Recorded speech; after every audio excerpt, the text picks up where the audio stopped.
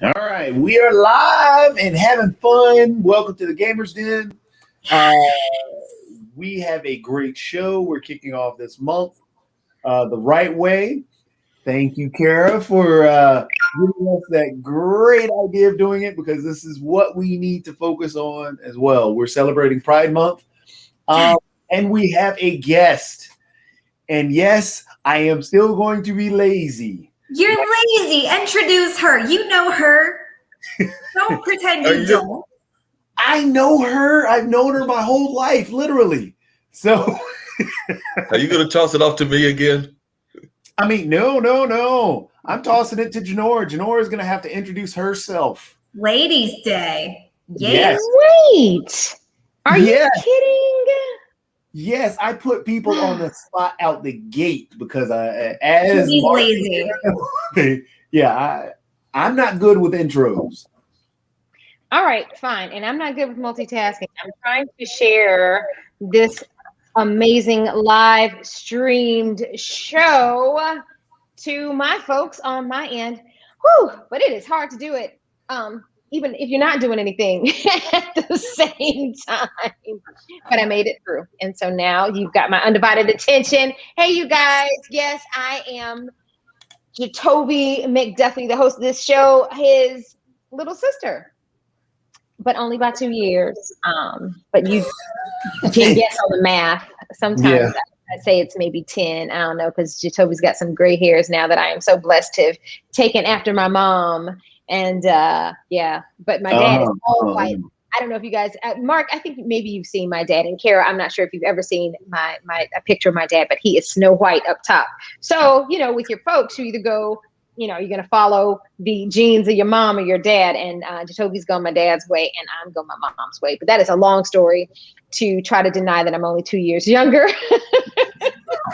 And I live in California, been living in California, Southern California for the last 20 years, but born and raised in the Bull City, baby. JATOVI and I grew up in the most amazing neighborhood you could in North Carolina. And maybe even the United States of America. It's called Old Farm. And I'm home in Durham now, and I was gonna stream live from Old Farm, my parents' home, but I think the lighting is a little bit better at my sister's house, which is around the corner from my brother's house, JATOVI, which is another long story to say. I'm back home and excited to stream from Durham, and really honored to be in this space with all of you to talk about gaming, and especially as it relates to Pride Month and the LGBT community. I'm a proud B. I have a wife of, it'll be 4 years in 2 weeks. Whoa. Congratulations. Thank you, Carol. Thank you so much. So to know that I am so supported back home. JATOVI, when I first came out, was number one in line to embrace me and hug me and lift me up and let me know that it was all going to be okay. So full circle moment, joining his gaming community and connecting that with pride and support of our allies. So that's me. You're also a bee? I am a bee, yes. And the bees are so...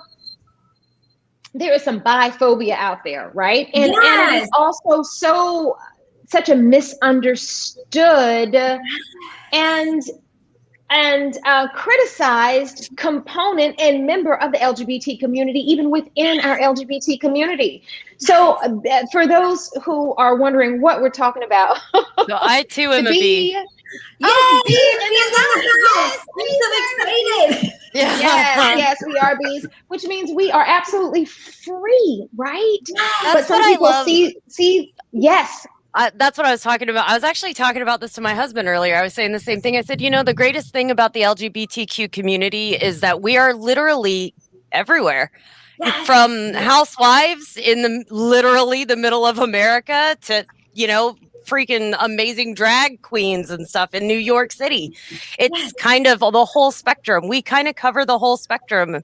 But I will say, like you were saying, I think the B is the hardest. I remember in the late 90s, early 2000s, where the bisexuals, we were kind of the gateway drug. Weirdly, we were the ones that introduced our straight friends to the rest of the, LGBT community. And now it's kind of, I feel like I have a little of both because I got married and I had kids. And so sometimes I get it from my gay community and then sometimes I get it from the straight community. It's interesting. I think the B is the only one that really happens with. Yeah, but what's interesting is that, and I would have come out like at least 10 years ago if I would have known that what I felt for so long was bisexuality, and it goes beyond my sexuality. It's the fact that I think so deep. And okay, weird facts, but when I read about this, I was like, really? But who else here is ambidextrous? Like, I know it sounds weird. Yeah. Oh, you're ambidextrous as well? Yeah, I write with my right hand and I play sports with my left. And do my life projects with my left. And sometimes, so I'm like, and like, it made sense. Yeah. So, it stems beyond that. It's just thinking deeply. It's thinking about all of it and feeling like you never belong because you are in this in-between space. You can pass as straight, but you're never going to be gay enough. And it can be hard, but I think that being able to represent yourself as who you are helps others to speak for themselves and remove that shame of, oh, I'm not gay enough or I'm not straight enough. That hey, I'm just me, and that is completely fine. Yeah. Totally random question. Absolutely. Does anybody know the difference, or maybe you can help me? So my son was telling me that I'm not technically bisexual, I'm pansexual because I don't care what the gender is. I only care about the person. So apparently there's a differentiation there, and one that is acceptable of both sexes and one doesn't care about sex. Is that the difference? I have no idea. Pansexualism is when you are attracted to people in the transgender community or a non-binary. Pangender or pansexualist? Yeah. Mm-hmm. Okay. To me, it's always someone licking like a skillet because I have that's all it sounds like to me. I like that. Whatever makes you happy. I was liking that version totally.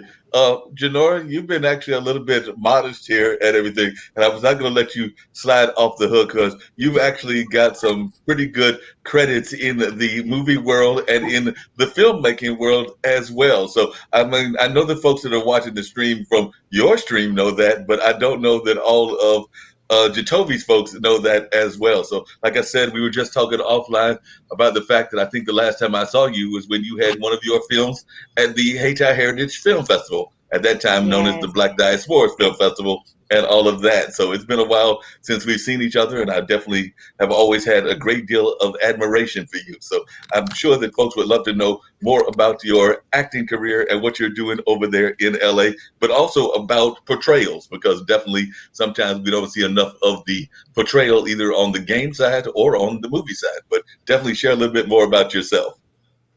Fine, Mark. Thank you for the love on that end of things.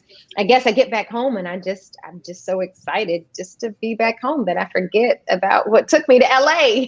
And that was I rode off on a cloud of dreams and been trying to make them come true every day. My biggest claim to fame, I was in season 7 and 8 of Grey's Anatomy as social worker Janet. That was the lady that came and took the baby away and gave him the baby back, and just all about the baby. Of Meredith and Derek, also known as McDreamy, and when they adopted a baby, that was me.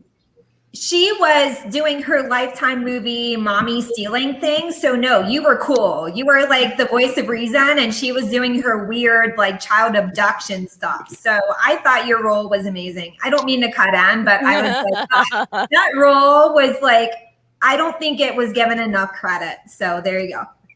You know what? I really appreciate that. And what's really interesting is this whole acting, whatever, beast. You never know what they want. You never know what they don't want. And sometimes you go in the casting room, and of course this is pre-COVID when you actually went in for auditions.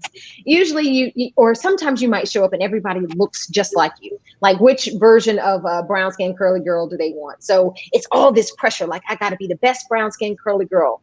Well, when I went in for social worker Janet on Grey's Anatomy, it was all these old ladies, like 60 and older. So I was like, man, they don't know what they want, or they're not looking for me. They're looking for old lady social worker Janet, which freed me up in the audition room to just give it to him. And when I got the role, my first day on set, Tom Verica was the director. Tom Verica, I don't know if you guys watch How to Get Away with Murder. He plays the husband, Annalise's husband, the one that died in the first season.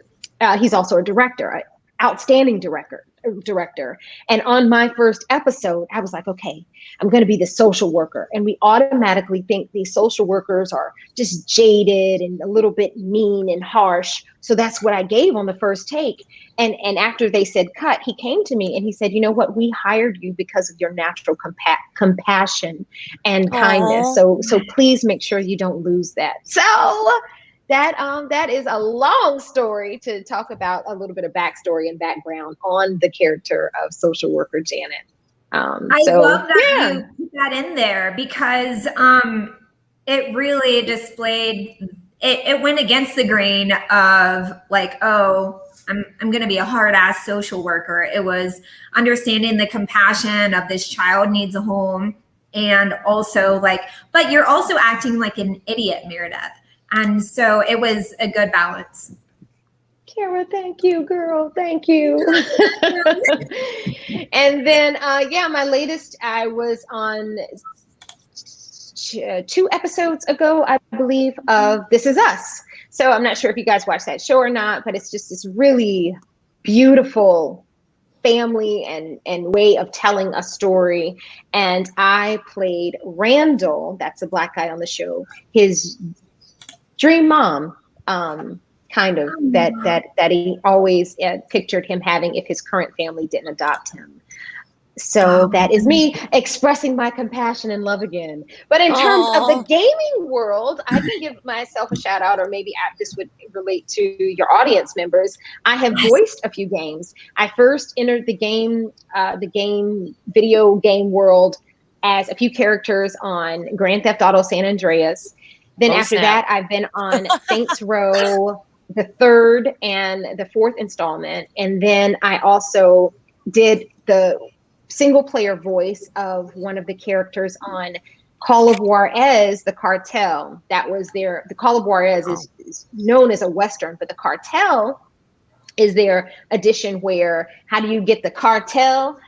The best way is a dirty DEA, a dirty FBI, and dirty LAPD. So I played the dirty FBI agent Kim Evans on the game. So you can play me as me, and it's my voice that's bringing Kim Evans to life. Although she is way more badass than social worker Janet and nice mom.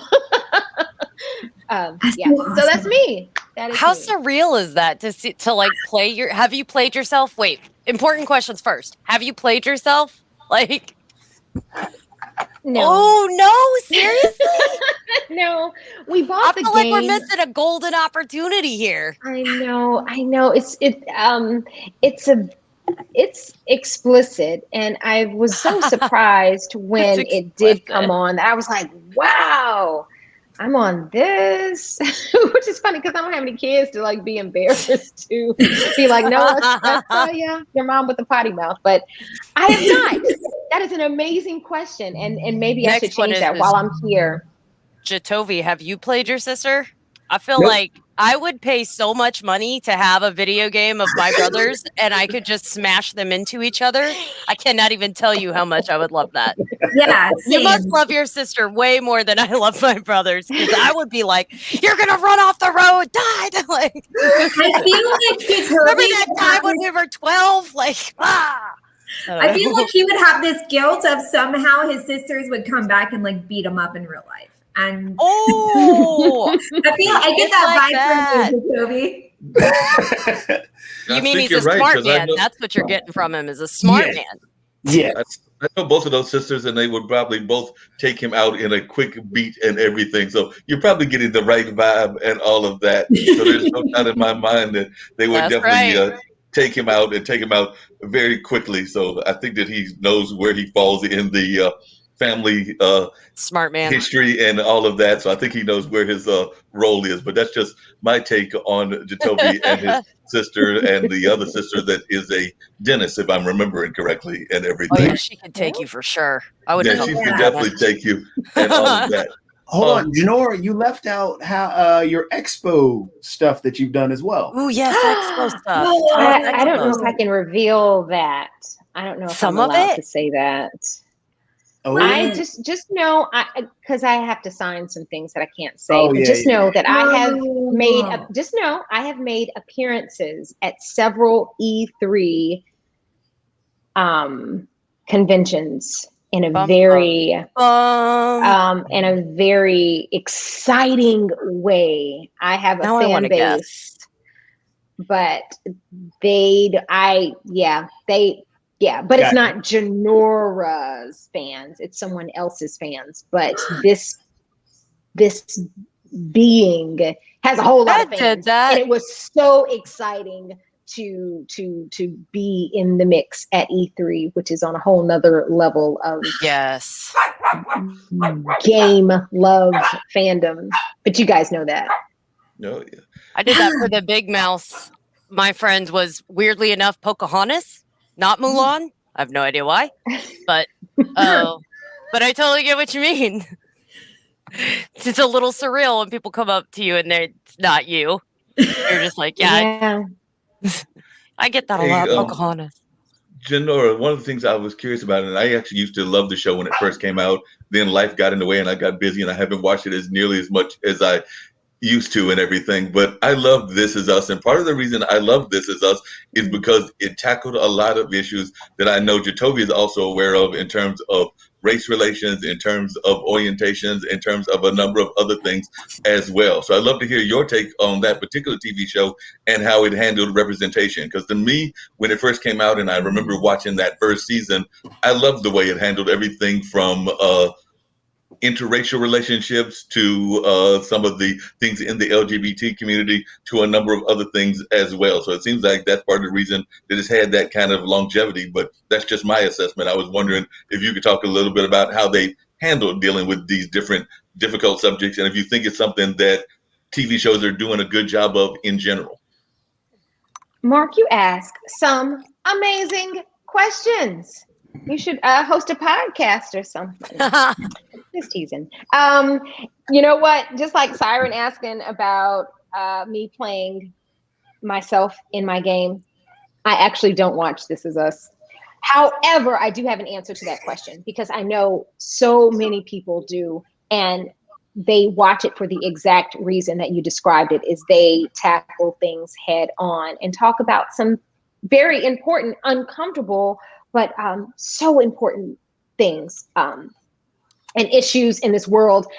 And I am not sure how many other shows do it as effectively as This Is Us. And I guess I'm talking not being a full viewer of the show, but out of everything that you said and that I am responding to, the most important thing is that they talk about it, is that they reveal it, is that they show it. Yep. And that TV isn't supposed to, TV is beautiful because you can pick how you want to feel, right? I just want to feel good, or I just want to laugh. I just want to get away. But there is a component that is great to put up a mirror to ourselves and to the world that we are living in. And the most important part or way to move forward in any of it is to talk about it.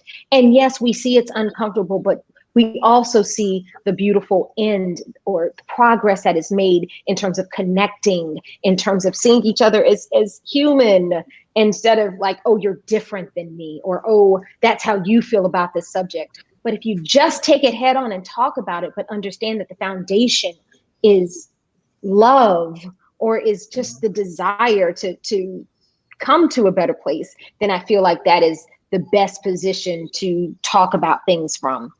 I don't even know if I'm making any sense or not, but you are. Yeah. Good. Oh, great. Sometimes I just start running off at the mouth, and then it's you're solid. We're following. Just like, Yeah. Okay. So yes, I think there is definitely a component of shows that are needed to make us talk, to make us talk about things we don't want to talk about. Because then what happens on places like Facebook, it becomes this echo chamber. We're only friends with people who talk like us or think like us. No, that's not how the world works, or that's not how we're going to bridge this crazy gap that we've got in our world right now. So if TV is a way to do it and to show an example that is positive and a way as a solution, then yes, more This Is Us all around for everybody. Yeah. That's one of my favorite things about that art form, that form of art media is it's basically Montessori. I don't know if you guys are familiar with the Montessori theory of teaching, but basically you are, to pare it down to a sentence, is you model it for them. Ask them a rhetorical question, allow them the opportunity to build some information and process it in their head, and then give them an opportunity or give them what you want to hear, i.e., hey, can I have that from you? As they're thinking about it, you say, yes, here you go. And you kind of take it from them to model it for them kind of a couple times, and then you allow them to do it on their own. That's Montessori. That's somewhat what kind of TV does. We get to model ourselves. We get to see these people that we've gotten to know over an extended period of time and invested in these characters go through these situations and see how they handle them. How does the guy who's always stressed out handle this situation? How did the people around him that love him help him? What else is going on in their life, perspective-wise, that we're keeping an eye on, making sure that we're not being, short-sighted and self-centered, and seeing it modeled through other people makes it easier to process in our own lives. And I think it's a really, like, every form of art has its place, but I feel like the media of, motion pictures, TV shows, that kind of visual art, it's really important in that, especially nowadays, as much information as we get from YouTube and Facebook video and podcasts and all of that, being able to see and connect with someone or a character and then get to watch them go through those. I feel like, at least for me, I feel like that was a huge help for me growing up and learning how to deal with situations that I didn't deal with living on a cattle ranch in Oklahoma. You know what I mean? What we don't see, we can become fearful of. And so seeing it and an objective light, where this is how life is or how it can be, it takes away that fear and brings in the possibility of, even if you don't understand, just compassion. And that's why I was so excited that JATOVI was like, yes, let's talk about Pride Month. Let's talk about our experiences, and not just in the LGBTQIA community, but just, sexism, racism, just everything. Like, we want to be that model for, let's talk about it. Let's be in this together. And I'm not a viewer of This Is Us, but I've read where people are like, yeah, this feels like me. This is me. And so it's awesome that you were a part of that experience, to model that, for like media. That's pretty powerful. To tie on to all of that, I mean, it all goes back to representation and why representation is so important. And we don't even have to look at, This Is Us for an example of that. Honestly, when they came out with the vaccine and they were trying to reach into the minority communities, what did they do to do that? They showed African Americans on TV actually getting the vaccine. Why? Because if other minorities can see that it's a safe thing and it's not hearkening, because there's a history behind why minority communities, especially those in the Black community, do not trust the vaccinations and all the other. Oh, hell, even the military, Agent Orange. Well, it's not even due to the whole Agent Orange. I mean, there's just so much back there in the dealing with the Black community and being used as test subjects. So having seen that on TV, that begins to, again, break down that wall. And just like talking about This Is Us and the media itself, the visual media form, it helps tremendously by having that representation and breaking down, which is why, I mean, you can look at why, and it's not even just in TV. If comic books led the way in that, in a lot of Yeah, aspects. they did. Yes, they did. Marvel and DC have done some tremendous things. The whole history behind X-Men. X-Men isn't really about a bunch of mutants. X-Men is from the 60s. Yep. Yeah, X-Men is about a bunch of people who just don't look like us and just don't talk like us. And it's about acceptance. The history behind Black Panther. Black Panther was created by 2 white guys. And when that first comic came out, they said, okay, why can't we have more white people in the comic? Well, you know what they did next was put Black Panther fighting against Klan members. Mm-hmm. Because that was what was going on. And that was real, though. To be fair, like that was happening. And and if you look at, he was a hero. And that was what comics was about. Comics is bigger than that. Cartoons. Yeah, they've always been a reflection. I love comics. Were adult oriented, because Yosemite Sam and all the other stuff, that's not really kid stuff. Never was. Yeah.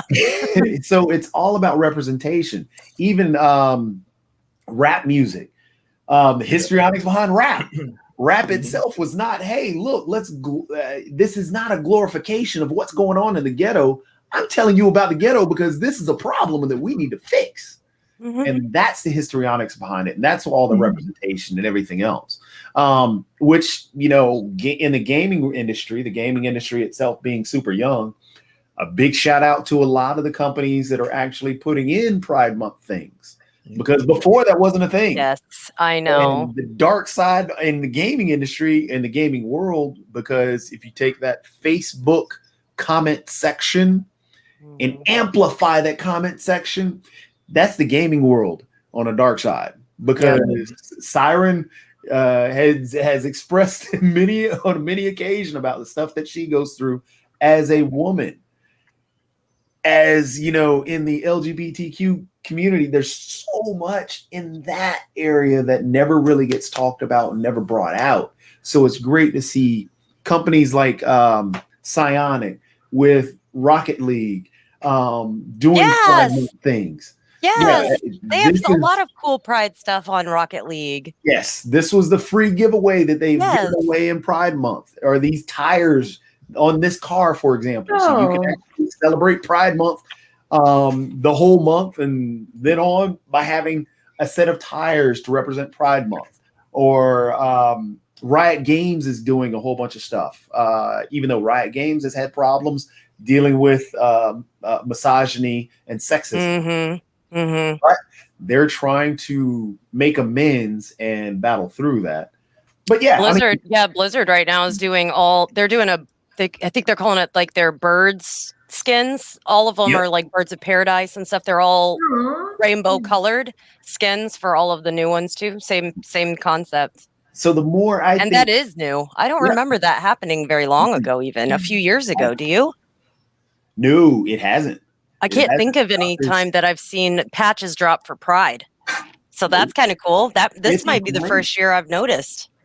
Can we open up the discussion to our viewers? Like, if any of our viewers want to come in and comment of just their thoughts and whether you are in the LGBTQIA plus community, or you are straight and you're wanting to learn more or understand more or be more compassionate, can we just kind of open that up to if you have any questions or thoughts or just whatever is in your brain,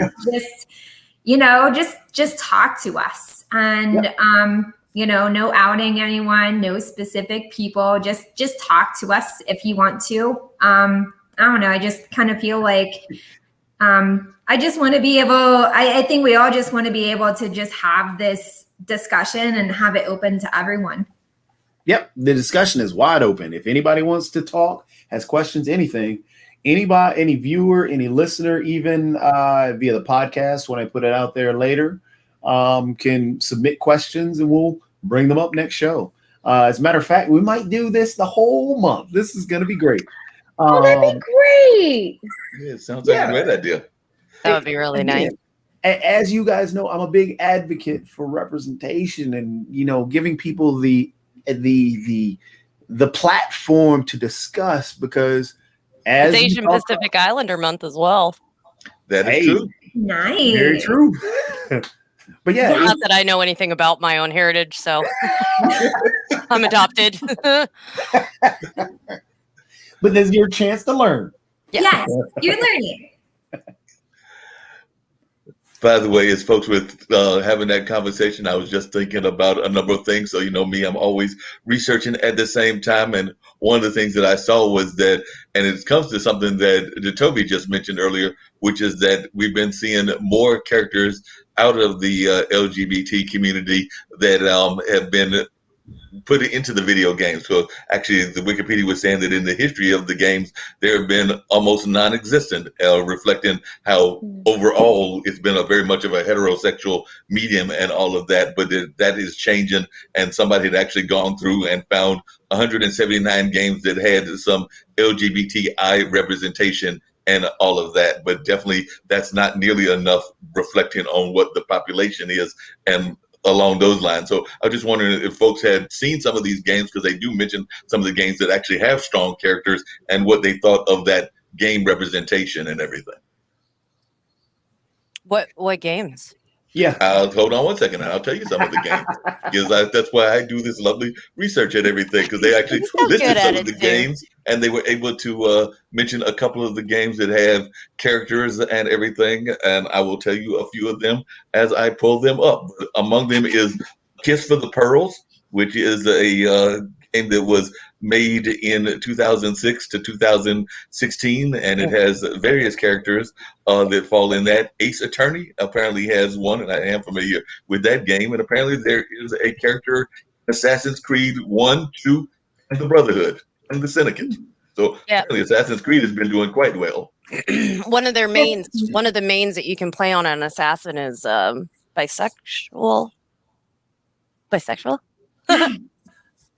Question mark? Continue.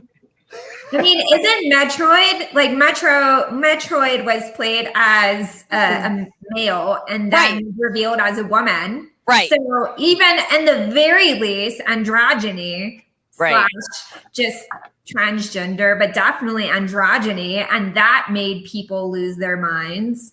Because people don't. You know, if you're not exposed to it, it's like, why you're threatening us, you know, it's like people are afraid they're going to be turned into a woman just by playing the game. Like, no, it's just, they wish they were that lucky. Please give me a break. I don't want to go there. I wish. Yeah.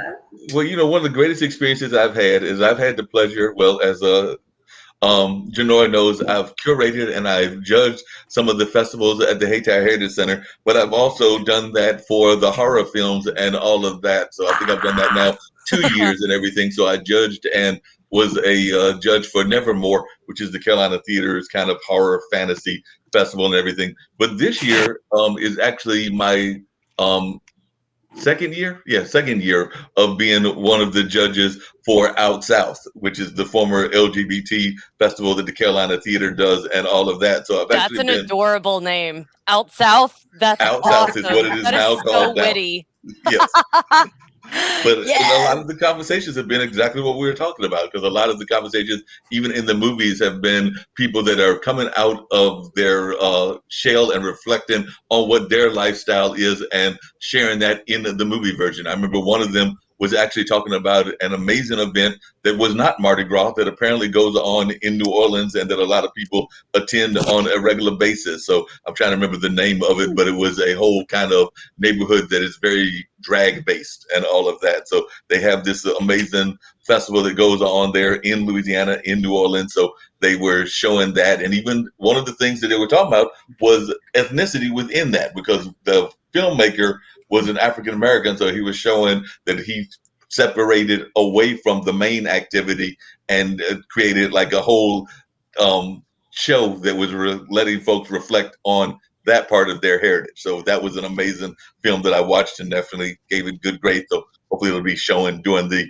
festival and all of that. But another one was reflecting on religion, because there was a person that I mean, it has a very harsh ending. I'll just put it that way. But they were coming out to their parents, who were very overtly religious and could not accept what was going on. And like I said, without why would they get into religion? End, it was a very harsh ending. Got it. Interesting. Got it. That is interesting. I was wondering, I was like, how did we get into religion? Like, we really went from one to the other. But that does make sense to me. Like, because that is a big deal. I know for a lot of the kids, at least you guys are Southern as well. I mean, I come from a cattle ranch, country kids. They don't take well to that.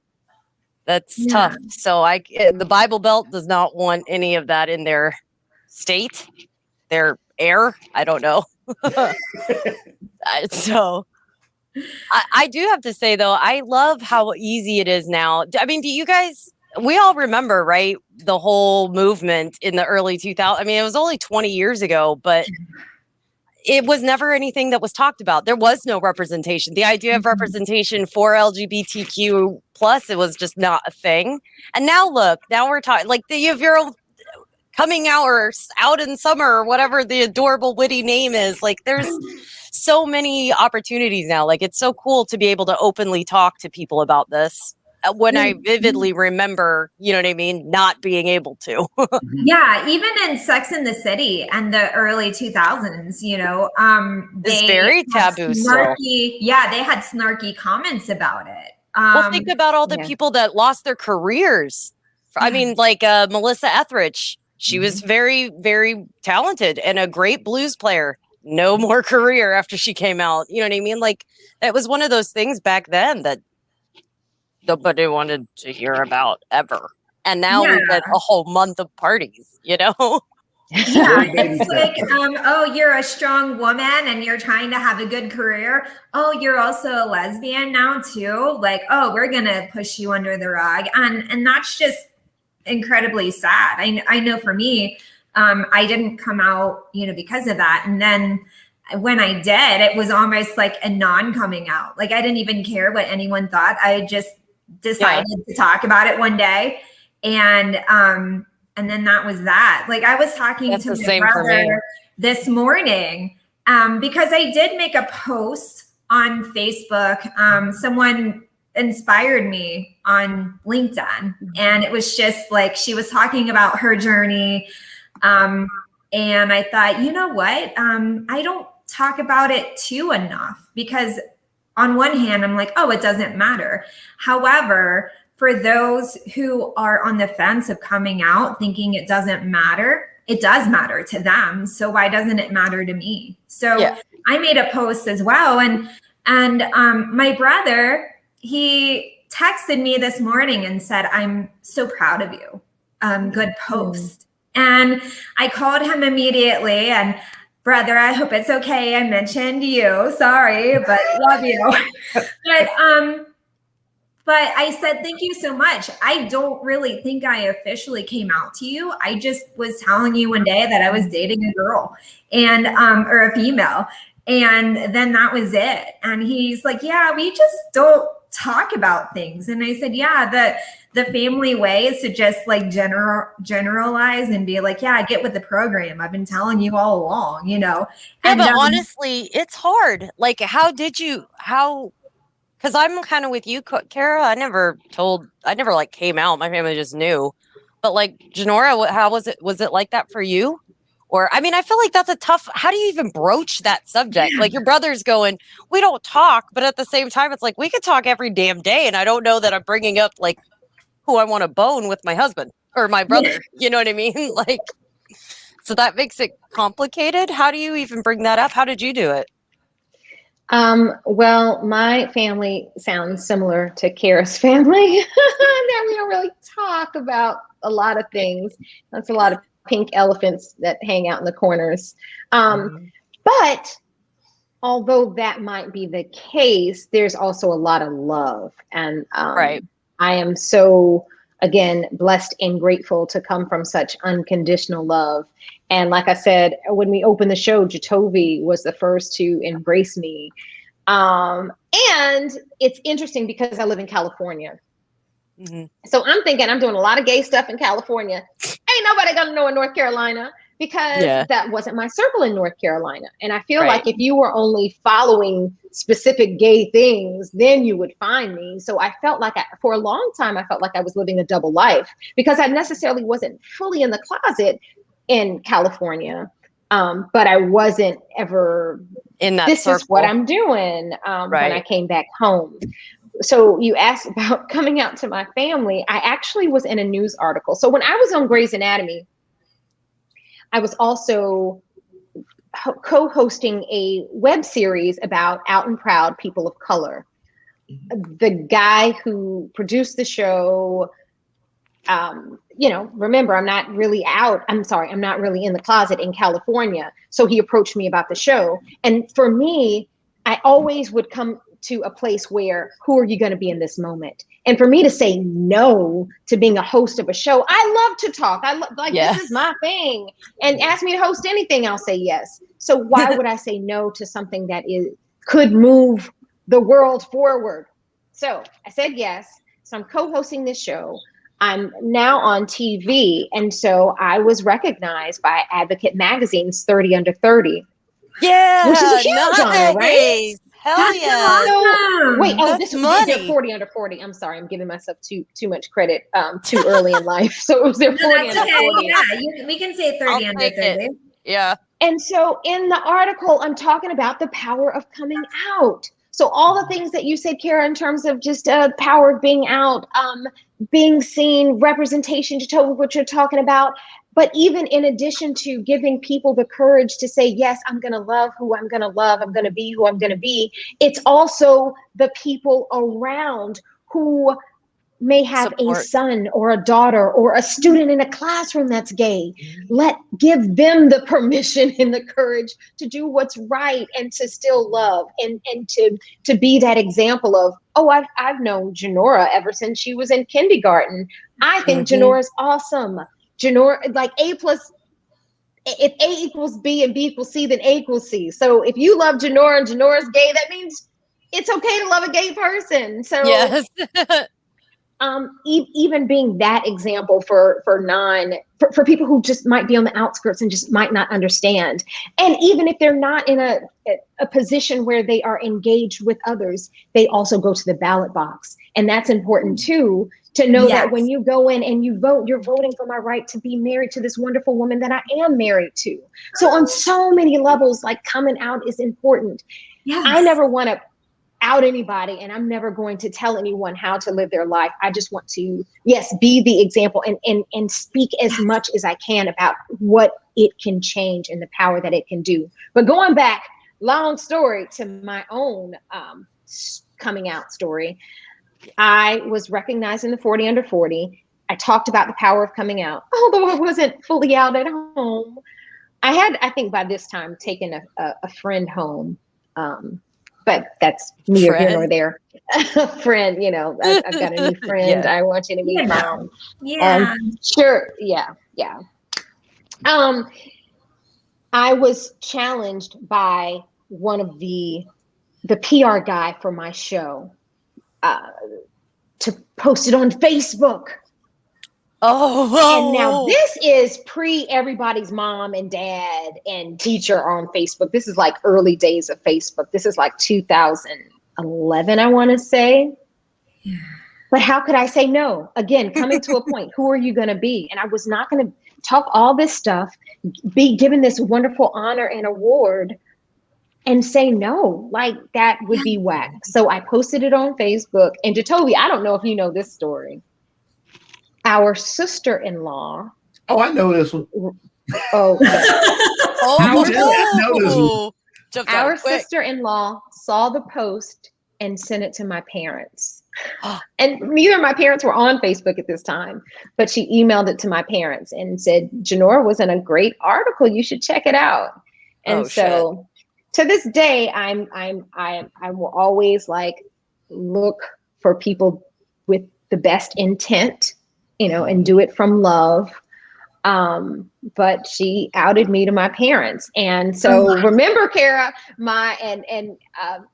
you got these pink elephants and we really don't talk that much. So my mom emails me back and she says, great job, love you. And that was it. was no talk about anything else, but it was, for my mom, that's perfect. how she communicates. And it was perfect just from my mom. And my dad will pick up the phone. My dad is a communicator. And he tells me, he says, I saw you were in this article. I was so excited that I forwarded it to all of my friends before he read it. Oh, yes. Wow. But he ended up at the end saying, and I would do it again. I'm so proud of you. I don't care who you sleep with. I'm proud of you. And because that's his thing. Like, it's nobody's business what you do in the bedroom. And he's always going to support no matter what. So I felt that way from them and that. And so looking back, I think being outed was the best way. I mean, all I'm saying is for my own journey, looking back, I'm not salty because that pushed me forward in the direction that I needed to go. And now for my wedding 4 years ago in 2 weeks, both my parents walked me down the aisle. Oh, I love it. Yeah. That's really sweet. I'm sure they're watching now. Love you both. Thank you. No, that's so powerful that, you were outed, but you were able to turn it into a beautiful experience, and your parents were able to be like, hey, she's happy. She's doing all this. She's just happy. And that's all that matters. And that's amazing. And that's what I appreciate with my brother. And I think for me in my journey, just being so late in coming out, that I officially did not come out until, kid you not, last year. And then after that, it was like full steam ahead and really being so excited and learning, and also being protected too, because coming back to the whole, those sometimes, not all, sometimes people in the community don't understand either. And, I have, been interested in women who, are, lesbian, and they are afraid I'm going to leave them for a man. And it's tough because it's like, but I just like you and I want to get to know you. And that's not everyone who thinks that way, but there is a part of this, like, I'm already kind of going through this journey, realizing what that is all along, and then being so excited about it and being like, hey, this is it. And then being protective of my own, just wanting a healthy outlook and experience of, I just want to be able to be accepted all around. And like bisexualism is different for everyone too, and recognizing that and understanding that. And, but I love that you had this good supportive experience. That's super important. And also being like, well, I can't do anything about it now. They know. So yeah, I feel that for real. I love that you kind of got pressured into it. I would have taken that any day. Like, then I don't have to start the conversation. No nose goes. Oh, beautiful. Blow it up. Let's see it. Let's see the full picture. I want to see. Yes. There we go. Oh my gosh. Little tucks.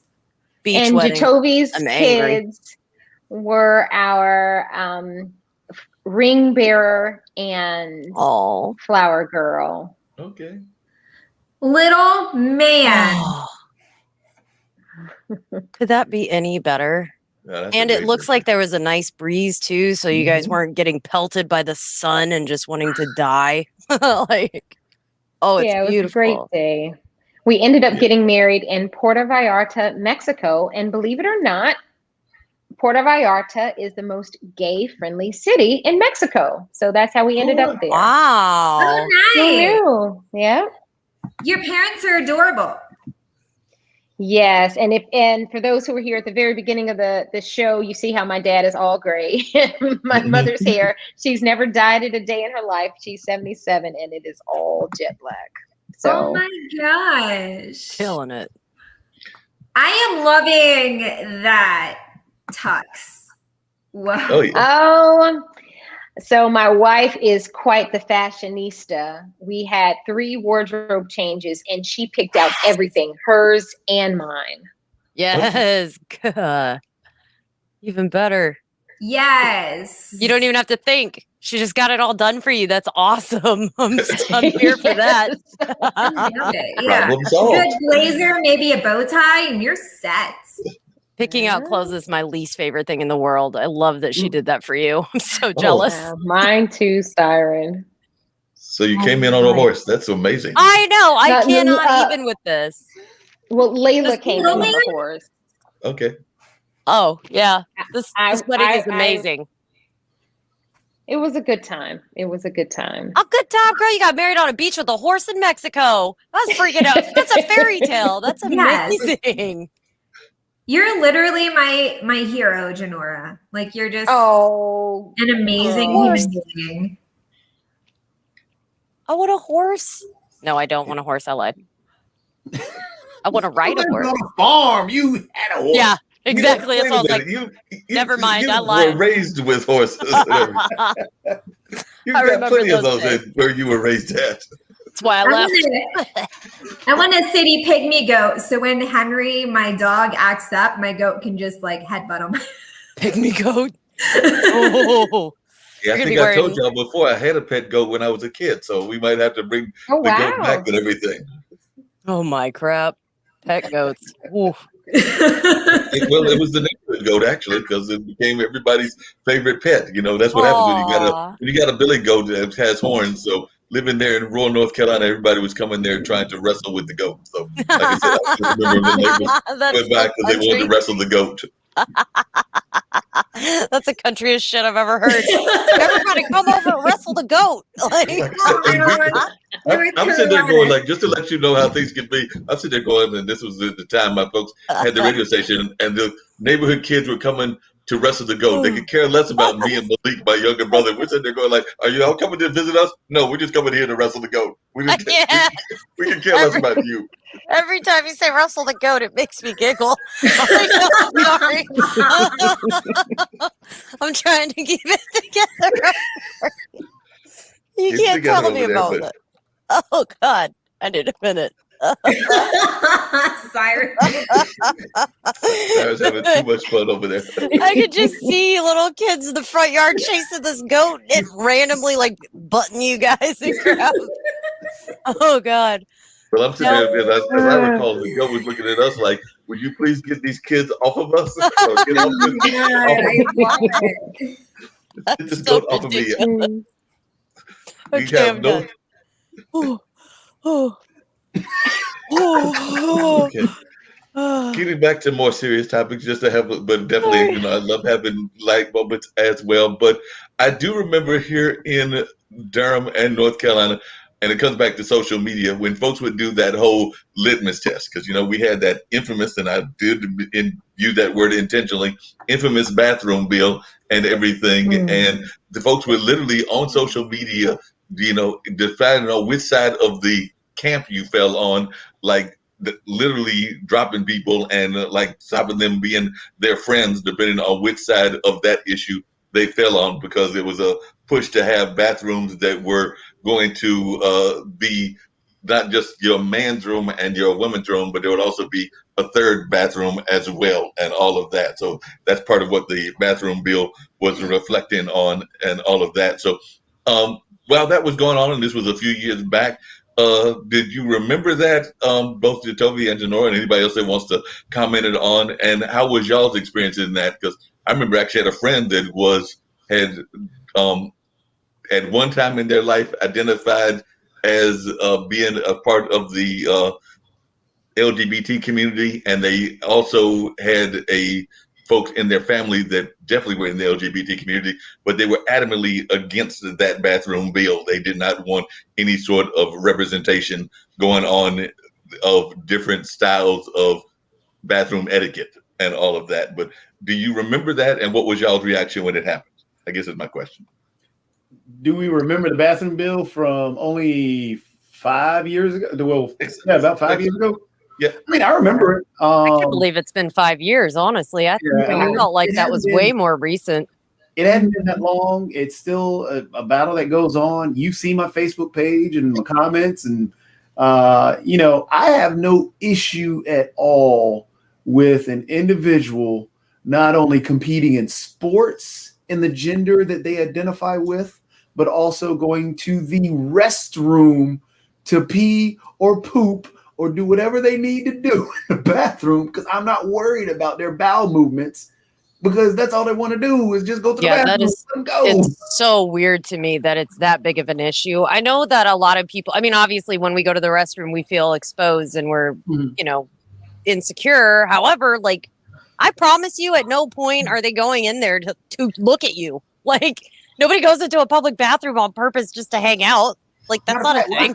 That's not where I meet my women. It's not where I ask people out. Like, when I go to the bathroom and I go to the urinal, I'm not sitting there checking people out myself. Yeah. So like, how many conversations are you having at the urinal? Seriously. Like, the scariest time I've ever had in the bathroom is when I went to the urinal, and I hate to say it was at the Hay Tie, and there was an old dude who was heavy set and he couldn't get his pants right, and he wanted to go to the urinal, but he dropped his drawers all the way down to the ground. So he was maybe about 400 pounds, had a cane that he set over to the side, and yes, his butt cheeks were out while he was peeing at the urinal, and I'm sitting in the one right beside him because there's only two. Wow. At least he's not talking to you. At least he's not like, "Hey, bro, how's it going? You got something on your hand over there. Looks like you got a smudge on your hand." I would have enjoyed the talking rather than the No, there was that necessary. There was a like a club or bar in downtown Cincinnati that had a unisex bathroom for everyone. I've not understood why we don't just do that. Genuinely, like a house. I don't know if you've been to a house. Well, it was mine doesn't have a men and women's bathrooms or multiple stalls, right? Multiple stalls and urinals all in a club. Yeah. And the only thing I had against that was that, people are drinking, and you can have, women and straight men, or whoever, and there. And I actually was approached in the bathroom by someone, flirting and trying to ask me out. And I did feel violated only because I feel like that outside the door of the bathroom, though, too. Just trying to, but if you are a straight woman and then you are, or if you are a gay or if you are a lesbian or bisexual woman and you go to a normal bathroom, like a regular women's bathroom, you are not going to pick up other women. Like, just because you see other women, you're not going to be like her, and same with if you are transgender, you're just going to just whatever, right? But I did kind of feel weird being in the same bathroom with a straight man who was trying to pick me up and who had been obviously drinking. And I almost felt cornered. So that was kind of a dangerous situation. But I think there is this connotation of, if you are in the LGBTQIA plus community, then you're somehow a predator and you're going to like everyone. Like, no, that's really not the case, actually. And, hate to burst your bubble, but that's why it's so important to talk about things like that. Agreed. I think this whole, not even just bathroom bill. I feel that the transgender community is the most misunderstood, and vulnerable within the LGBT plus community. And I think they are the ones that need as much allyship as possible. I think the whole bathroom thing wasn't necessarily centered around attraction or bad behavior. For them, it's about identity. It's this is who I am. And because there aren't as many in the population that might be transgender, they might just, they don't understand their existence. And just because you don't understand it, it doesn't mean it doesn't exist, or it doesn't mean that they don't have every right in the world to be exactly who they feel that they are. What I don't understand is how this is new. Like this whole transvestite thing is one of the oldest things that we've got going on. I mean, back in the day, hell, women couldn't even act. So if there was a woman's part in any show ever that you watched, in the ballet or in anything, that's a dude. Yo, you know what I mean? This is not a new concept. Yeah. And I think there needs to be so much education around that, Siren, whether it's one, realizing that this ain't nothing new, but even two, what you just talked about in terms of expression, whether it is dressing as a woman or feeling like a woman, like, because those are two different things in two different categories. So we need words for that. And I really feel like, going back to JATOVI and your representation, we need more representation, because if we can see it, then maybe we can understand it and connect to that humanity. So all of a sudden, you're not that scary thing anymore, or the thing that I say that doesn't exist. No, you do. And I recently read a book. I'm in a book club in California. I feel like if I'm not in a book club, I'll never read a book again. So it keeps me accountable. But one great thing about my book club is we each choose a book, and it's always something different. So it was this book, I believe it was called This Is How It Always Is. It's by this woman named Lori Frankel. And it's about this transgender family. Well, this family that had a transgender girl. It was a little born a boy, felt like he was a girl. And what the parents' struggle was, and the family's struggle was, to honor how he felt, but yet protect him from us, the world, society, wants to discriminate and put you in a box or make you not exist. And one beautiful thing, Siren, you said it, it's been around forever. The mom went with the little girl to, I believe they traveled to Indonesia or somewhere in the eastern part of the world where it did exist. And it was a beautiful thing to be this mix. And Probably that was Philippines. Celebrated.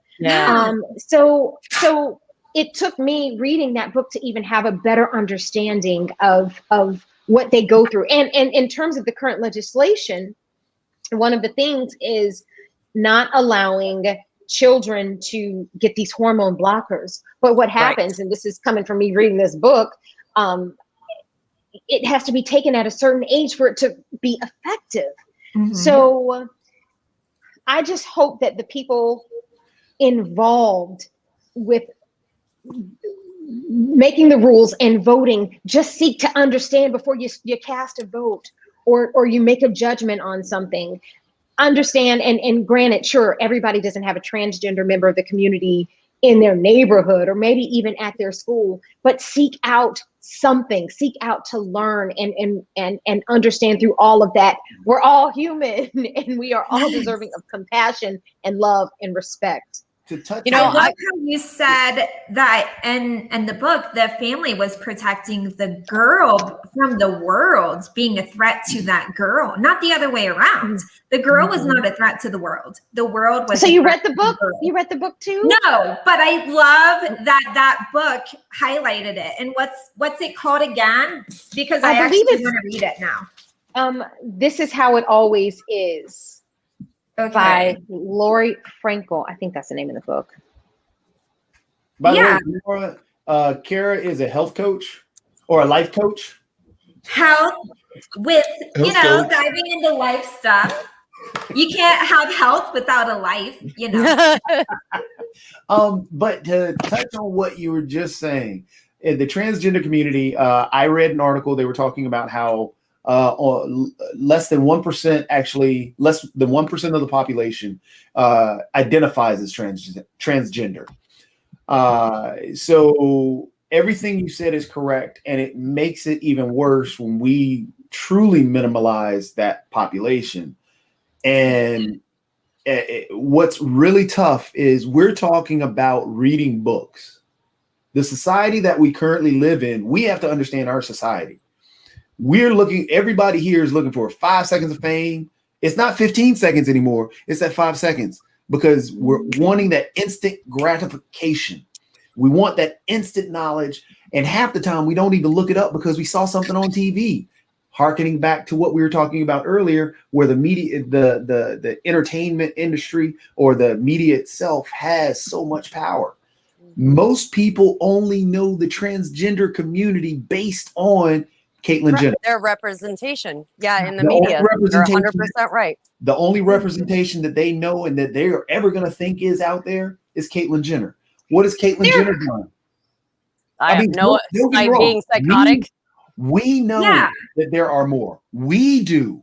Well, I will say society only sees, and especially though some of the voters that are out there only know Caitlyn Jenner as what is transgender. If that was my only reference too, I'd be terrified. Yes. Yeah. But that's not the only reference. And it's sad because the 1%, imagine if we all were more understanding and just learned and we knew that there was more than just that reference, there would be more than 1%. There would be more people being like, you know what? I actually feel that way too. If I could just jump in here real quickly and everything. One of the movies that was discussed, and I was actually pulling it up to make sure that I wasn't misquoting and everything, but one of the movies that was discussed that is being considered for the festival and everything actually reflects on what SIREN was saying, because there are actually saints that are in the Catholic tradition and other traditions that were actually transvestites, if we want to use that term and everything, and actually one of the greatest historical figures, and they are actually featured there, like chapel is featured at my alma mater and everything, is a historical figure out of France, and she would fall in that same category. And yes, I'm talking about Joan of Arc. Joan of Arc would fall in that same category. Yeah. Yep. So JATOVI, go back to what you were saying too, because we were kind of talking back and forth. And then thank you so much for your stuff, Mark. But JATOVI, take it. Take it away. Sorry. See, I love you, Karen. Mark, don't make me slap you. I love you. Don't do that. But yeah, so if a broad swath of people's only understanding of the transgender community is Caitlyn Jenner. Caitlyn Jenner has just recently come out talking about, hey, transgender athletes should not compete with transgender boys should not compete with men, and transgender girls should get a lot of backlash for that. No, she's getting support for that. Not from the LGBTQ community. But again, that's not your broad swath of your large masses of voters that are going out to vote on these bills that we were just talking about. Those people are saying that Caitlyn Jenner is a transgender individual, so she has to know what's right. And that is a problem. And that's hey, look, people like Elliot Page, who just came out and is going down that path, who are great representatives of that community, should have more publicity behind her and behind him. And the same thing with others that the book that you just shared with us, Janora, that should get more play out there, but it's not. And that's the sad part, because as a analogy, it's as if Candace Owens is the only person that people knew as a Black person. Yeah. Don't even get me started with her. Oh my gosh. Don't even. So, horrible. Janora, I did want to ask you. So I grew up also in the theater community. I grew up as a dancer. I know at least two of the big dance, The Edge out in LA, and Joffrey Ballet are both doing. They've started supporting. I cannot for the life of me remember the name. I'm so sorry, but basically it is intentionally rewriting, choreographing, and reimagining dances as whoever auditions and gets it. Meaning, regardless of whether it's a male or female part, if a dude can do the dance and that's the only thing they care about, he gets the part. If a chick can do the dance better than the dude, she's the cavalier in that piece. That's huge. That's huge cool. in there. Yeah, and That's they're awesome. putting money towards pushing that. So Joffrey has 6 subsidiary ballet companies that they own, more or less. Yeah. They're pushing funding down for all of them to do that and to push it out like as a, hey, guess what we're doing? It doesn't matter. We're basically, screw your gender roles. Watch this. We're just going to dance. I don't know. I feel like at least in the dance community, and I assume for you in theater work as well, that those gender roles mean so very little anyways. I love that they're in, because we do that in the studio, at least the dancers. I mean, I'll dance the male part randomly if the guy's not there, you know, or blah, blah, blah, blah, blah. Now we're just taking it out of the studio and we're just showing people like we genuinely have never cared. We only put people in gender stereotypes because you cared, because Giselle needed a dude to kiss her. So that's what we did. But now that that's kind of over, I really like that. I love that they're pushing that because I assume for you in the theater industry or in the film industry, it's similar because you guys play a million different roles. Your identity is who you are, not what you look like for the most part. At least that's how it is in dance. And I love that the arts are finally stepping up because we have the people, we have the experience, you know what I mean? And we have normalized it in our community so much that I feel like it's about damn time we brought it out and just started being normal and showing that you can have a normal day-to-day life surrounded by gay people and transvestites. Like, it's and totally nobody's possible. going to turn each other anything. We Yeah, can all crazy. exist how we are. Yep. Yeah. And I like that about I think that's the reason I've stayed in the arts so long. I don't know about you, but it's very inclusive. There's really no questions asked. You have a thing for, you know, petting kittens on their back legs. Nobody cares. It's fine. Like, there's not a lot of judgment. And I like that we're finally pulling that out. Have you seen that yourself too? Or have you noticed that? My family's in LA. My whole family's in Cali. So I feel like I love that area. I feel like I feel you there. Well, I definitely think that exists behind closed doors. Like you're playing, it's your theater company and your acting buddies and pals. I feel like it's a different level when it comes to studio TV, network TV, where there's money involved, sponsors involved, and certain. I meant in your community, in your friends, in your acting community. Or you see that it's very inclusive and open, and are you seeing people branching out more into, like JATOVI was talking about, the big populace, the secular world, starting to kind of bring our own traditions into that?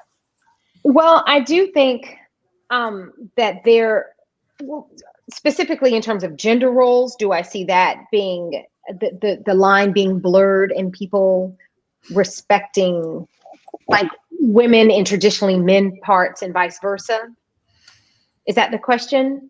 No, just in general. I mean, I just feel like it's a very inclusive community and population. The society itself has been super inclusive, and I like that now they're finally putting their funding, the money that they have, they're putting their money behind the people, the community, and now we actually get to go out and share, hey, we live everyday lives with a bunch of gay people and it's never been an issue. You can do it too. Like, well, you know what, it's such a double-edged sword, because yes, that exists. We have a strong community of inclusivity and love, but that same bubble to some are just like, I can't wait to get out of California. California's gone crazy. Women should never do men roles, or like people are too far on that end, and that has the whole movement and evolution to include all, I think, has also revealed who's not on that bus, who's not down for the cause.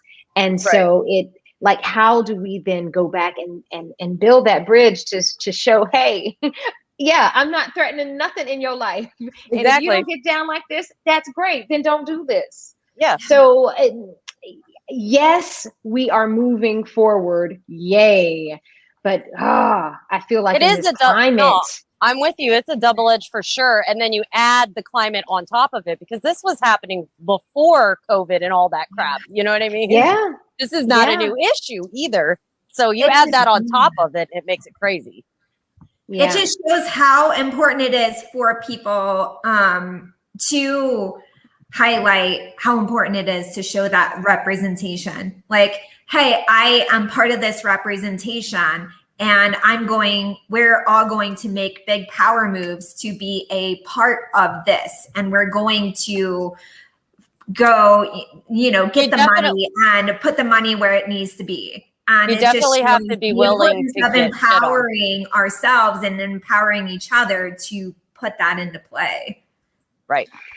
And I'm sorry, go for it, Mark. No, and I was actually going to ask, and I was going to toss it back to you and everything, because along those same lines, I sometimes wonder about non-traditional casting and things of that nature. I had the privilege on a show not that long ago of having several people from the disability community, and I know that there are different terms that people like to use for that and everything, but they were actually very glad that they were able to highlight their disabilities and not have somebody else that wasn't of their disability playing them. So I was wondering, do you think that there's enough non-traditional casting, and should there be non-traditional casting even within the LGBT community? Because I know that one of the things that they pushed for was that they had seen several actors that were, say, playing somebody blind and were nowhere near blind, or playing somebody in a wheelchair and could walk just as normal as anybody else. And they are actors, or at least one or two of them, and came from that comedy space. And they were like, why can't I have that role? I'm actually in a wheelchair, so I should be able to relate to what's going on, and I can play the role. So I was just wondering, Janora, do you think there's enough non-traditional casting going on, and should there be non-traditional casting in that sense? Also, to tie into that real quick, make sure, because I think everybody can add on what Nivix points out, because we were just talking about, the big companies jumping in. And this is an extremely important point, because he says, call me a cynic, but it seems like the only reason we see all these big corps getting in on Pride Month is they finally realize there's money in it. Yes. It's an important part to talk about as well. Take it away, Janora. This is your stage now. Just talk about everything. Me and Daisy in the background, which is my sister's dog. Yes, non-traditional casting is so important, and I would just love for it to eventually evolve just to be casting. And cast what is. Yep, whoever's best. Whoever's best and whoever fits what you're looking for. Just like you said, Mark, you need somebody blind, get somebody blind. There are blind actors. Yes.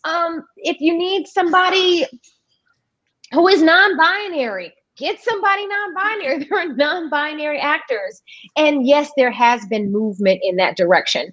Even in the voiceover community, my agent, and I'm happy I'm able to speak her name because she recently passed. This was my voiceover agent specific in video games. In fact, Rebecca Hargrove, love to you and your spirit, wherever you are now. She called the last conversation we had. She called me personally to share her excitement because she knows I'm part of the LGBT community. She shared that we are specifically looking for non-binary members of the community, because when there is the non-binary tag as a description, they want to be authentic in feeling it.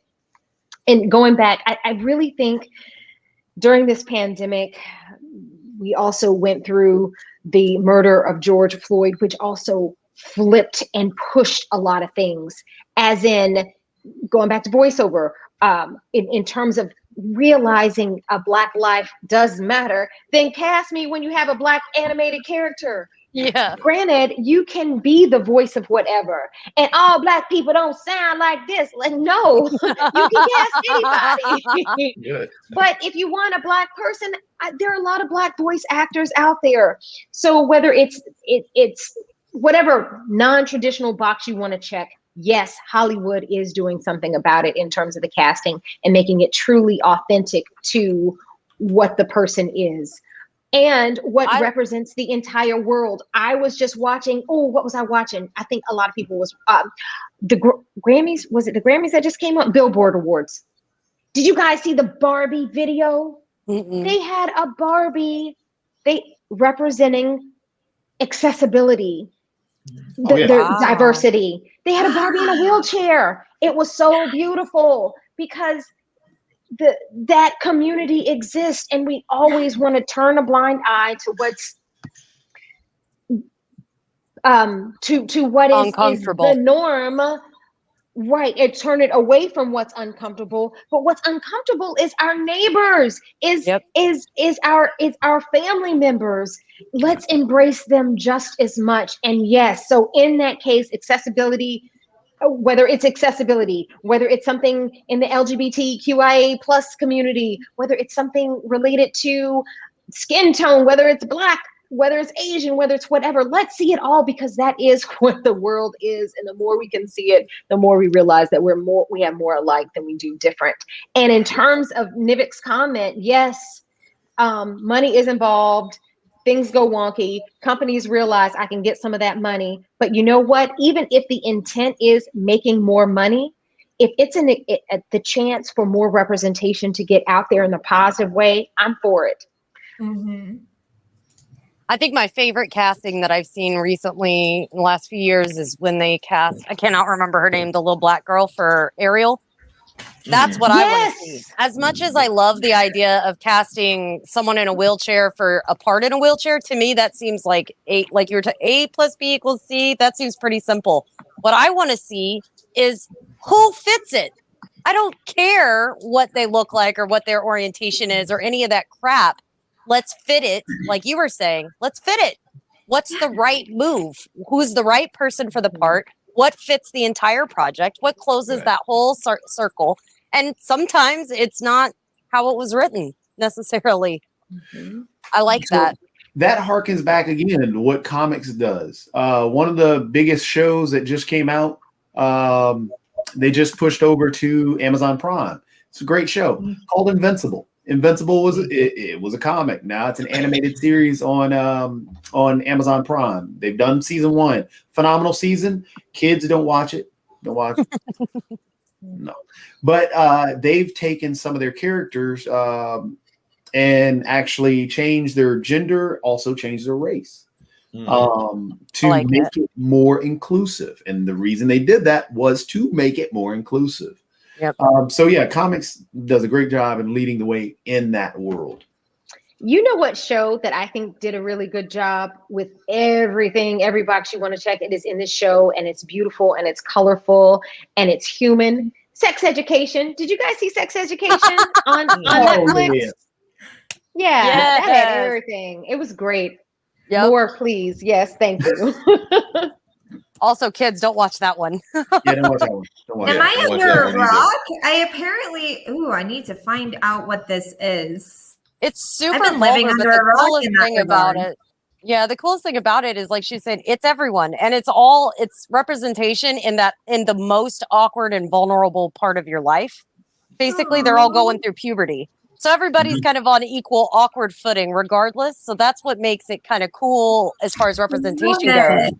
Yeah, because we're all in this weird prepubescent stage in that show. It's kind of nice. And the other thing that I really appreciated about that show was they never made it a point that was the point. Like, for example, one of the main characters had two moms, and it was an interracial couple, and he was just like, no, you're just going to come and meet my parents, and then blah blah blah. But not once in the whole dialogue was I have two moms, one of them's Black. Like, it wasn't a thing. It just, this is what it is. And I think that's where we need to get to.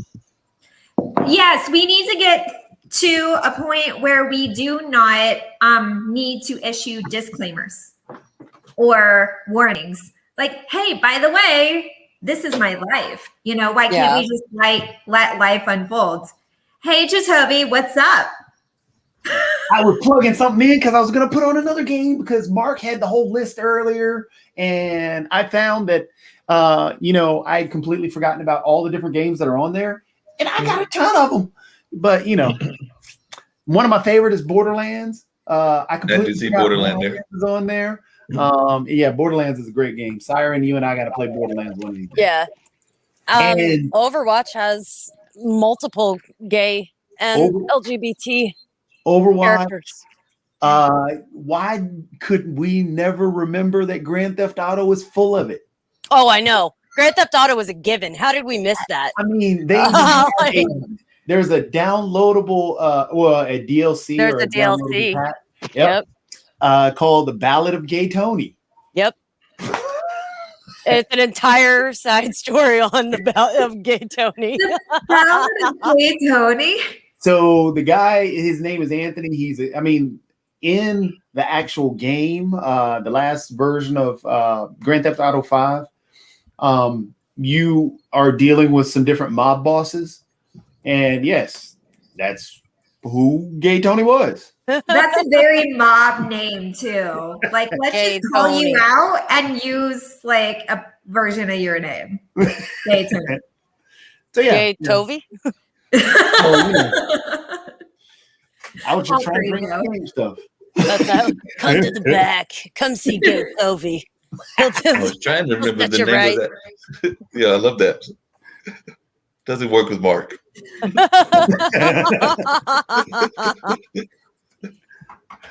I'm trying to remember the name of that TV show that just came out, and maybe you can help me, Janora. But it was actually a movie that it was like one of those coming of age recent TV series, and it was actually the young man is a like many teenagers or preteens is kind of like the clumsy one in the Muslim American descent and everything, but it was actually an Asian woman that played the role, even though it's supposed to be a Muslim man and everything. And so, like I said, I know it came out maybe about 2 or 3 months ago, but I saw it was out around the time of the first NBA playoffs. So I remember watching it like it was like a lead-in after one of those shows, but the name is not coming to me. But I thought that was a perfect example of there being a change in to do non-traditional casting. I thought it was I thought of one too. But however, I think one of the great things about non-traditional casting, which is starting to, seep through all of Hollywood and stuff like that, which is great. When we've made mistakes, it's great to apologize and try and not really retro it, or redo it, but to, I guess, address it, acknowledge it, fix it, and move on. Because getting back to comics, what Marvel just Kevin Feige had done I think it was a podcast or done an interview, but he's the head of Marvel. They've done a phenomenal job with the whole MCU. He's given somebody the head of the actual comic book series or the right. He only does the MCU. Yeah. So Kevin Feige is above everybody. And he is, if you speak Marvel, it's really Kevin Feige, because Kevin Feige was the one who pinpointed the comic dude and has tried to step away and like, look, we're going to focus here and do the phases. And one thing Kevin Feige did was, I don't know, Kara, you should have seen this movie, but in Endgame and even in Doctor Avengers Endgame. Yeah, Avengers Endgame. And even I see it on her face. Kara's like, oh God. What I love how you were like, you should have seen this movie. And I automatically am like, I didn't see it. I don't know what it is, but I didn't see it. I saw it on her face. But Endgame, hold on. I don't know, did I? And you should have seen it too. I did. I did see that one. Yes. I'm sure Layla took you to see that movie, Janora. Y'all had to have seen it. But there was a character called the Old One. The Old One is actually an Asian character in the comic books. This is what I was going to bring up to you. And the same thing. Get out of my head. Well, it's because, we got that relationship. So in Endgame, well, actually in Doctor Strange and in Endgame, they changed her or changed him to a white woman. To a white woman. And Kevin Feige actually even came out and acknowledged the fact that, okay, that was a mistake. We should not have done that. And and this is why Shang-Chi, which is, going to be another all Asian cast, which looks to be another phenomenal movie. Or take the Iron Fist. Yep, the Iron Fist. The Iron Fist, again, Danny was Asian. Danny was an Asian American. But the guy that they cast was a white guy. Yeah, was a white dude. So we were talking earlier about changing the casting from races, and me saying that's what I was going to ask is I'm not even sure where I stand on that line. Where if they change it to a white woman from an Asian man, how do I feel about that? was she the best? I don't know. What do you guys think? So is that the Scarlett Johansson thing? No. See, now Nivix is in your head because he just posted that. Because Scarlet Witch, yes, Scarlet Witch was, or I'm sorry, not Scarlet Witch, but Scarlett Johansson was Ghost in the Shell. Ghost in the Shell was an Asian woman. Yes. She's like, if I want to play a tree, I should be able to. And we're like, whoa. But the thing is I don't disagree with her, actually. That's the thing. I don't know that I disagree with her. That's why I'm confused. For me, it's to a point because we have to recognize history. And history, minorities and all the other individuals were pushed out of not only acting, and, you know, this is where the non-traditional casting comes into play. Blackface, everything else comes in. And so when you take a character such as, you know, in Ghost in the Shell with an Asian woman who it's supposed to be, and it's a manga. It's Japanese. Same thing with the old one in all the Marvel stuff. Mm-hmm. It is huge that it's not the fact that it's okay, well, it's a made up character and we can but it's culturally specific to that culture, and to change it and actually make it a white savior all the time, then we're in a problem. And that's where I think we have to fight that. Zach, did you give Asian actors a chance to try out for that role? Because so that's the only thing that I think. Like, did you give other people a chance, or was that person your first go-to? Yep. So from the flip side of that, from the casting side, like if I were casting a ballet, out of curiosity, just as me thinking, nope, it's gone. It's gone. Totally gone. I totally forgot, like, mid-sentence. I don't even know what I was talking about. Sorry. Well, it was a good point, though. I believe you. And I have faith it's going to come back. It's going to come back. Yes. I think on the podcast that I have, along with Christy Ferris, Abdul Majid, we are on hiatus now, but it's called This Week in BPS. During the first season, we actually interviewed a casting director, and we asked him that question because, again, it was in the height of Black Lives Matter, put some Black folks on the screen. So Jason Kennedy, he cast NCIS, I think LA and New Orleans. Either way, beautiful man. And we asked, at what point can there be creativity or thinking outside of the box in terms of casting? Is it, whose call is it? Is it the writer's call? As the casting director, can you throw in some different ideas and options? Is it the producer's call or the network's call? So there are different levels of decision making. But as the casting director, if it was something that could be absolutely anybody, they absolutely fought for giving other options besides what you typically would see. And so that's great that there are eyes and openness at different levels of creating a film or a TV show, that there could be non-traditional casting. What I wanted to say, though, or what this whole conversation brought up for me, was sometimes it depends on the story, and sometimes changing those characters changes the story. Yes. For example, Little Fires Everywhere. Who saw that? Did anybody see that? No, but I read the book. Oh, okay, great. So in the book, Siren, all the two moms were white moms. In what they recreated for TV, it was a white mom, Reese Witherspoon's character, and then Kerry Washington, they changed that mom to a Black mom. The mom that changes the story a lot. That changes the story. That changes the story a ton. Right. So what story do you want to share? Because it's night and day between having and I'm sorry for those of you guys who don't know the storyline we're talking about. It's about one mom with the perfect family, and then another mom who's kind of down and out, moves so many times. And in the original story, everyone was white. In the recreated story for Hulu, the mom, who was kind of like a vagabond, didn't really have it together, they cast it as Black. Now, then you might say, why couldn't the mom who had it all together be the Black mom? But even that changes the story, and it's all interesting. And I think it's all a testament to say it doesn't necessarily have to be blind, as in see me as Black and know what that brings to the table and know what beautiful element and layers that brings to your story.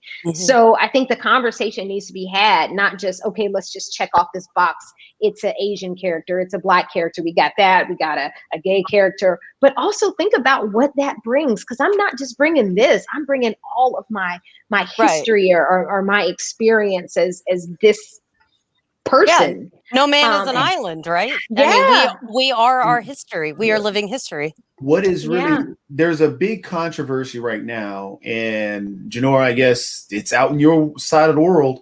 Right now, DC or the WB, they're trying to do the new Superman movie. The new Superman movie, they were looking at using Michael B. Jordan as the new Superman. Yep. However, the controversy is, what storyline are they going to do? Because as you said, being Black brings more than just having the skin tone. Oh, there's a shitload that goes more with that. So the problem is that most people do not know that there is a Black Superman in the DC comics. Oh, I didn't know that. Since the 50s. His name is Calvin Ellis. He was a president. So, I mean, there's a whole storyline that's there. There's a whole background behind Calvin Ellis, but they're talking about potentially just using the Superman that people know, and we're going to give them the same background, which is a problem, and which is an issue that I have with the whole DC universe, because the DC entertainment universe has screwed up so much stuff that they're trying to pander to try and keep up with what Marvel has done. And this is why I'm extremely happy to what Marvel does with their stuff, because they try and take time to explain, because they brought up the Black Captain America, which again, in Falcon Winter Soldier on Disney Plus was a great series. That is a great series. Took a lot from the comics.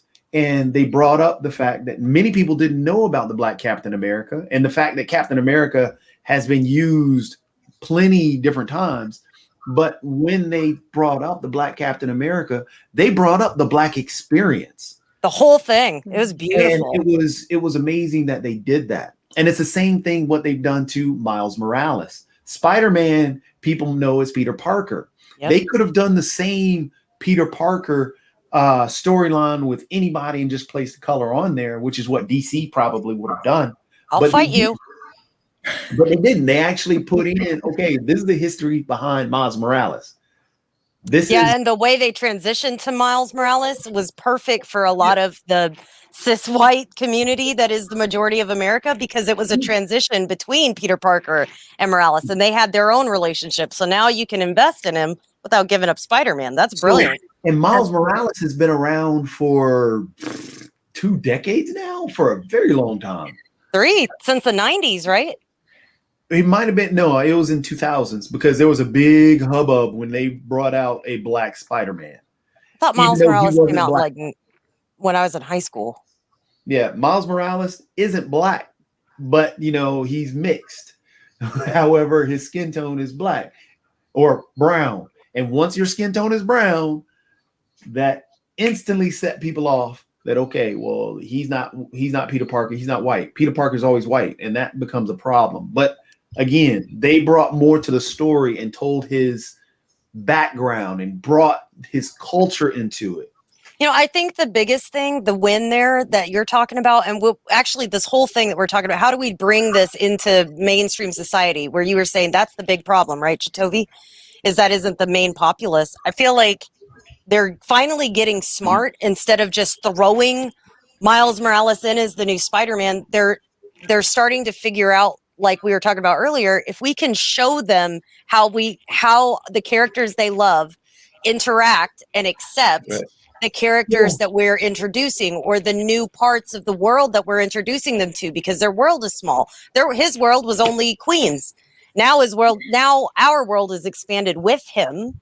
So now that it's more culture. Yeah. Not really the fact that taking Peter Parker interacting with Miles Morales, but more so as I think Janor was talking about, how bringing the histrionics and the culture of this character Right. still is this. I'm talking about But the making history people behind accept it as a whole. They've Yeah, they've finally gotten smart and realized that we yeah. need to feel an emotional attachment before they can introduce these new cultures and these new worlds to us. Do you like? There's a lot of the Muslim stuff that I've seen that I really want to learn more about, but it's hard unless you feel invested in them. I think they tell it in a way that allows us to be invested in it. Yeah, And not that's what I'm saying. Look, It's look, brilliant. yeah, and not, hey, look, hey, there's this character that you know, let's bring him here. I think it's more, let's give you the exposition that you need to understand this is the history of this character. You should understand, like with Black Panther, not too many people knew about Black Panther, truthfully. Unless you were a comic book person, not too many people knew that he was a big, he's a huge part of the whole comic book world.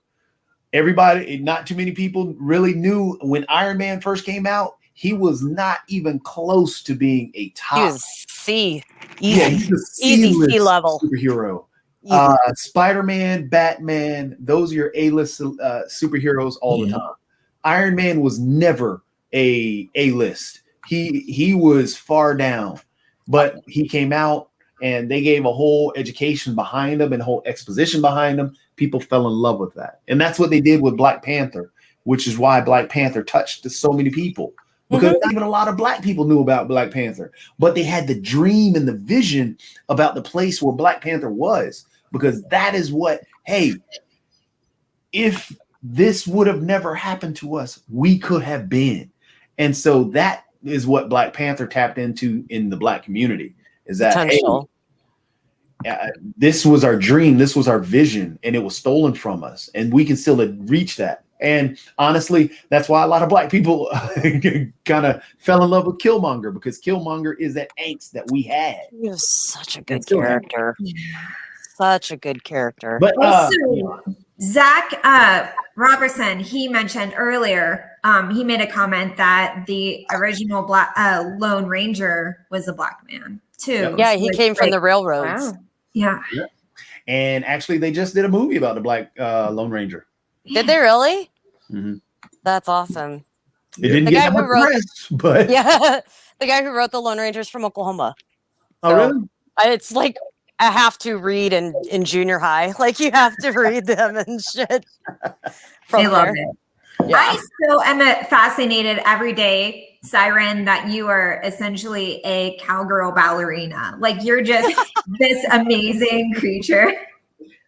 I am very eclectic. That is very true. Yes. It's like I'm just a little bit of everything. It's fine. But I'm not good at anything. Yes. I just oh my kind gosh. of know about everything. Get out of my head. No, it's awesome. One of the things I wanted to ask you guys about, because I want to pick y'all's brains. I think we're a really good bunch to ask.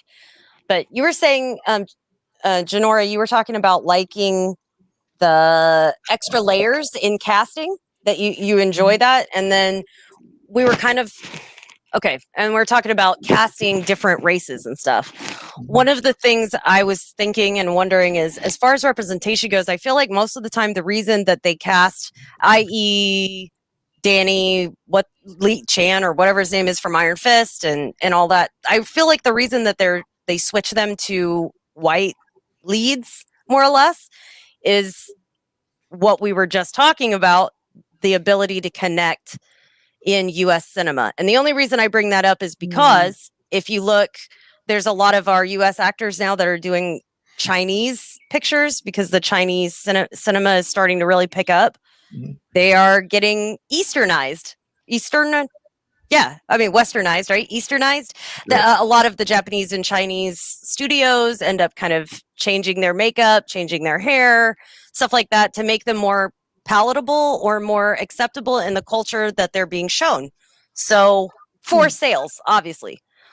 But it could also be to help people adjust to I'm not sure. So I'm on the fence in that I kind of understand a little bit why they cast white people in the US, because that is the majority of the audience, and they're trying to get a story that they may not connect with into them, more or less, like a gateway drug. White people as a gateway drug.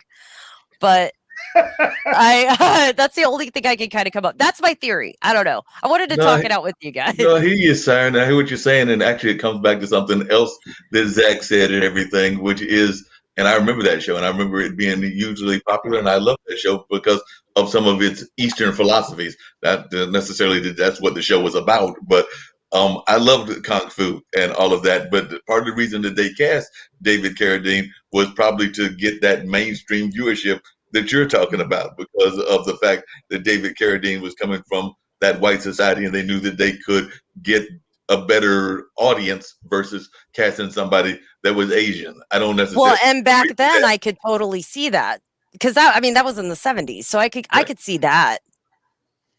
But I feel like didn't it help? I mean, I feel like it made Kung Fu. It took Kung Fu into people's homes. Maybe not like got them totally into Chinese culture, but it did do that, and it ran for a bit. Like, yeah, I'm pretty sure my dad's got that as a box set. Like, it's a double-edged sword, though. People looking into the philosophies. I don't know that necessarily it had them looking into it as deeply as they could have in terms of Confucianism and some of the other things that came out of that society, but it definitely got people looking into that. And you can even argue, if you wanted to put it into modern times, we could even look at Karate Kid, because know Karate Kid would definitely work as well in that same model and everything. So I do think that falls into that same kind of line. And I remember having this conversation, because I don't know that we even understand, it comes back to what you're talking about with China, what goes on in those other markets. Because I remember a plug for this app that I'm part of now and everything,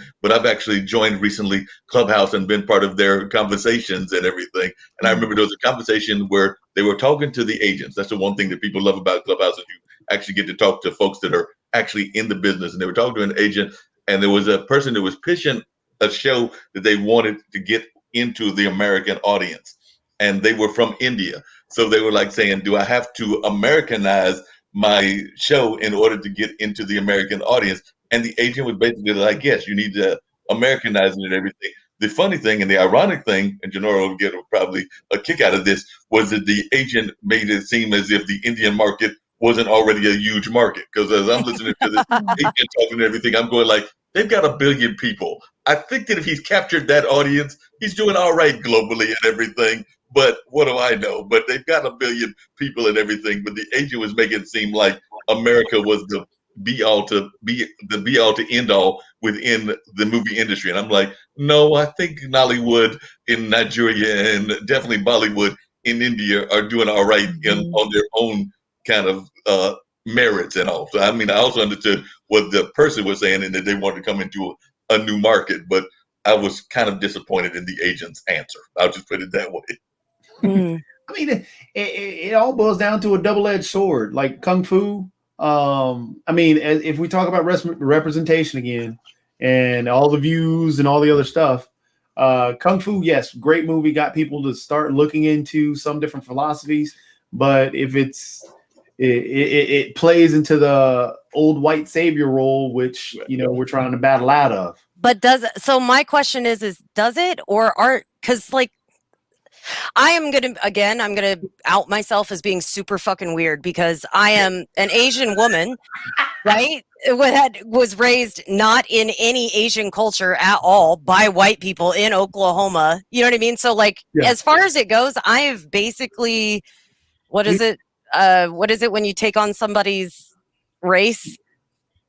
Oh, like you assimilated? Yeah. No, if I put cornrows in my hair, I would be appropriated. Yeah. But I basically, I have. I've basically appropriated my whole life. I mean, okay. I guess okay. So I stand a little bit outside of you guys, because I was raised as a minority by myself. Like, I wasn't raised in the culture. I was just shit on alone. So I can give you an example in terms of the representation side of how representation in a particular, industry or sport or whatever, how it plays a major role. Golf has been around forever. Yep. Golf has been around for just as long as baseball and all the other sports. Right. It's been around since the 1500s in Scotland. So guess what? Black people never played until who played? Tiger Woods. According to don't get me wrong, there were black people playing golf, but what happened when Tiger played? That's when it exploded in the minority community because we were actually accepted. We were seen as, okay, we can play that sport. So if you look at what happens, and that goes back to, like I said, the double-edged sword. Yes, David Carradine playing, in Kung Fu. Yes, that was great because it was a great show. He did a great job. Yes, it brought it open to a whole new market. So does that make him an ally? That was the point of what I was getting to. I didn't get there, but does that make him an ally? It's not just the show that would make him an ally. It's what he does outside of the show to promote it in those communities that makes him an ally. That's the difference between an ally and an appropriator, I guess, right? If I just take it and make money, I'm not helping you. But if I take it and I go ahead and if I'm making money and doing whatever I can, and then that was the casting director that made that choice, not the actor, right? But the actor still can make the choice to help the community or not. But he has. I mean, he still does a ton of kung fu stuff. He does a lot of Asian, and that's everything. What makes him an ally. Yeah. But from a fan standpoint, and I'm asking this question, and I don't know the answer, so I'm going to ask it. I'm going to throw it out here. From a fan standpoint, are you an ally if you just attend? As y'all know, definitely I mostly identify as African American, but I do have some Native American roots as well, and I've got cousins that are totally into the Native American society. They go to powwows, they do the whole dancing and everything. If a friend of theirs attends a powwow, is that an ally just for them attending, or do they actually need to do something about encouraging that Native American culture? Is just attending a powwow enough to be an ally? If you win a participation trophy, did you actually play, or did you just come and show up just to get the trophy? I'm sorry, I do totally disagree with that. That's where education starts, is just attending. Like, just because they're not changing their whole life the very first time they go, it starts with showing up. And if they're willing to show up, then hell yes, I'm in for it. And I would continue to, hey, do you want to come to one of our powwows? Do you want to come to one of our, hey, we've got a feather ceremony. We've got a crowning ceremony. Would you like to see that? Would you like to learn about why we do our hair? Like, I totally disagree. Just because they get a participation award doesn't mean that they aren't participating. If I come to an event just one time and then say I'm an ally for the rest of the way, did I really help out that community, or did I just attend one event just to say I'm here as an ally? But how many people are doing that?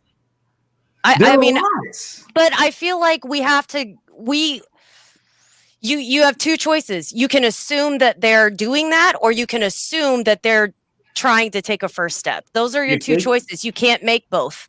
And what I'm saying is make the assumption that they're here to learn. I give everybody the benefit of the doubt, but if you never show up, doesn't sound like it. No, but what sounds pretty hardcore. No, but if you never show up again to help out, but to yours, just because they don't show up to yours doesn't mean they're not still educating themselves. It doesn't mean they're not still reaching out. It doesn't mean they're not still doing things. I'm not saying just to mine. I'm saying that if the analogy is, if somebody, hey, this is a friend of mine that I know of, that I'm communicating with, that's what I'm basing it off of. If I talk to somebody and they come to an event and I meet them at one event, yeah, sure. I'm going to give them a benefit of the doubt that, okay, they're doing other stuff. But if I know that individual and they come to one event and only one event, are they really an ally? Are they really helping? I mean, even if in discussions they rant and rave, you know what? I'm doing all this for the community. You've only really done one thing in the community, which was just attend an event, and you keep telling me you're doing stuff, but I don't see anything that you're doing.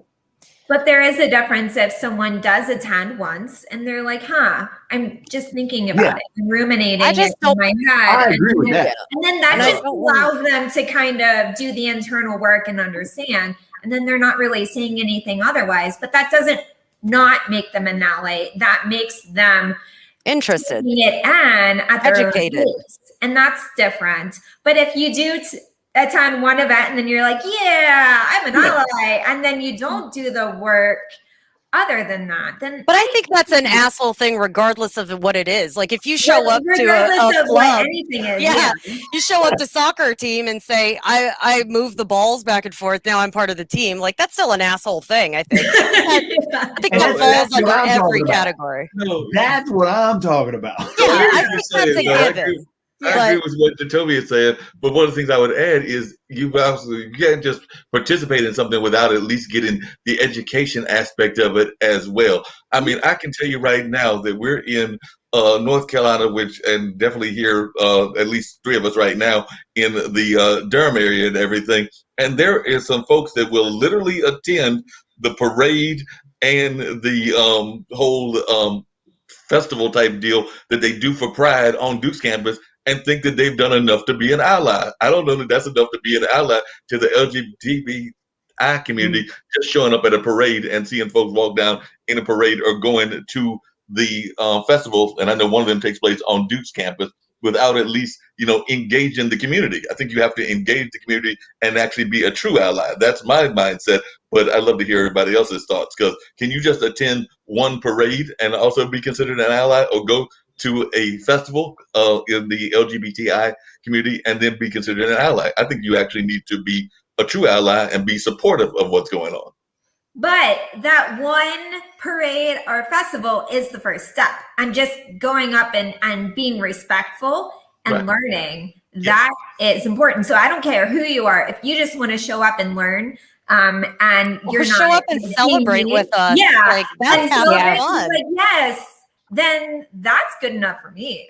Yeah, I agree with the ladies, because that is such a far jump from sitting at home hating us or voting against our rights. Yes. So I'll just take you showing up. That's good. Yeah. Now, granted, sure, we would love and for everyone to be a true, genuine, supportive ally, showing up to everything, doing phone banking, whatever. Yeah. But if all you got in you is to show up at the parade, I'll take it and I will appreciate it. Yes. And not Agreed. spreading around hate, Agreed. Yes. That's an important thing. Just don't bring your hate with you. I feel And like that's what I was labels gonna are the say. problem. Yep. That's what I was gonna say. Is there folks that show up to put in their hate? There's like folks that showed up in Black Lives Matter movements to kind of like spread dissent or to kind of like create hate and things of that nature. So that's where I might have an issue with somebody just showing up, because you have folks that show up in order to disrupt and in order to create discernment. I mean, not discernment, but disrupt in a bad kind of sense and all of that. So that's where I have a problem with folks just showing up, because I don't know that they're just showing up just to look at the parade, read the information, because I've gone to festivals where I've read the information, learned about different communities and things of that nature. I mean, I've gone to all kinds of things. I used to love going to the International Festival, even though I don't think they had it last year, and I don't know if they're going to have it this year because of COVID. But that's about educating yourself. But there are some folks that go to events to There are, but I think Pride is, so I've been to Pride in London, in Okinawa, in Naha, and Germany, Ramstein, San Diego, LA. I've been to a lot of Prides and all over the world. And I'll be honest with you, they're so big. I've only once seen Dissent, and that was actually in London. But that shit gets squashed pretty quick. Like, there's a lot of us. Pride parades are not small anymore. Mm-hmm. Do you know what I mean? And we are not to be picked on, especially like I was saying, there's a ton of us everywhere. So you get to see some really interesting, you see a lot, we call them bears, but you'll see a lot of big dudes, big older dudes that are linebackers. I wouldn't mess with them. Like now it's everyone. You've got me and my kids. You've got a housewife that's been married for 20 years with her 2 kids, plus the guy wearing the peacock flamingo headdress, plus the guy next to him that looks like he works at a construction site, and we all walk together. It's fucking great. And then someone who also looks like he works at, I don't know, GameStop or whatever. And then you have this beautiful, woman and drag. Like, it's just everyone. Well, now I will say though, at every pride parade I've been to, you do have the people in the corner with the blowhorn signs about you're going in the blowhorn, you're going to hell, repent Right. now.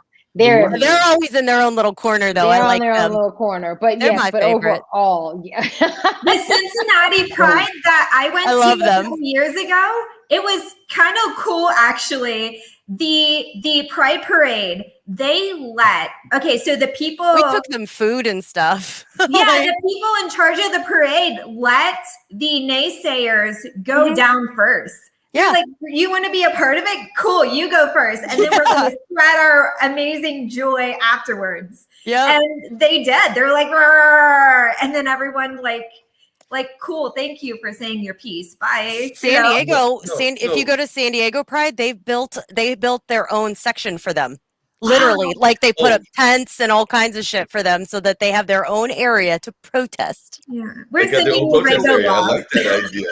Because one of the But they greatest feed 'em. things, because one of the greatest events that happened here in Durham that I love, and I'm still a big supporter of it, and it's actually virtual for the second year in a row, is an event that actually flipped the script on the way that people perceive things. And actually, it is truly, if you wanted to talk about the organization, it is an LGBT event. It's also an environmental event, but that is an event that actually took a word that has double connotations and made a whole pageant out of it. And that's something here in this area called the Beaver Pageant. And that's what it literally is called.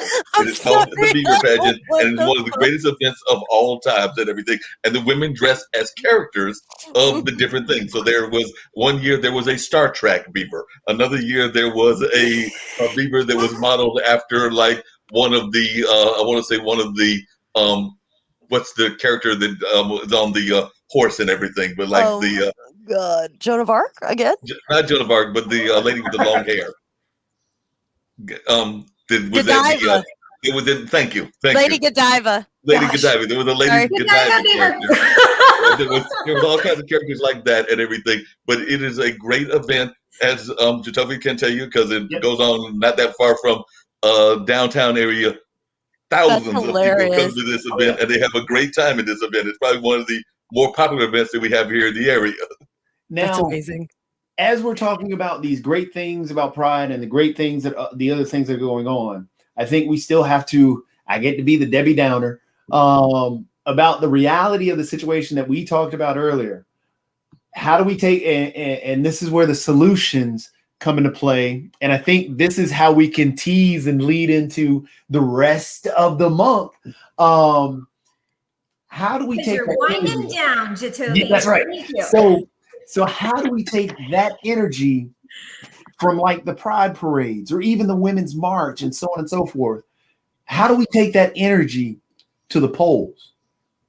Because we still have laws and stuff that are being enacted that are counter to what goes on at the Pride parade and what it's social acceptance. That's the biggest thing. It's normalization of a larger paradigm. But how do we take that energy though and get that movement happening to where it goes to the polls? I mean, yes, more representation has to happen. Yes, but what else? Just the sheer fact of this past major presidential election, just getting people who felt like their vote didn't count at all, getting them to vote and saying, yes, your vote does count.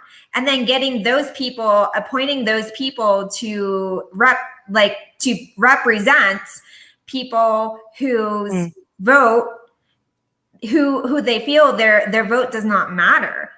Just gerrymandering runs rampant, and being able to appoint people who can actually help break that down so that people can continue to feel like their vote matters.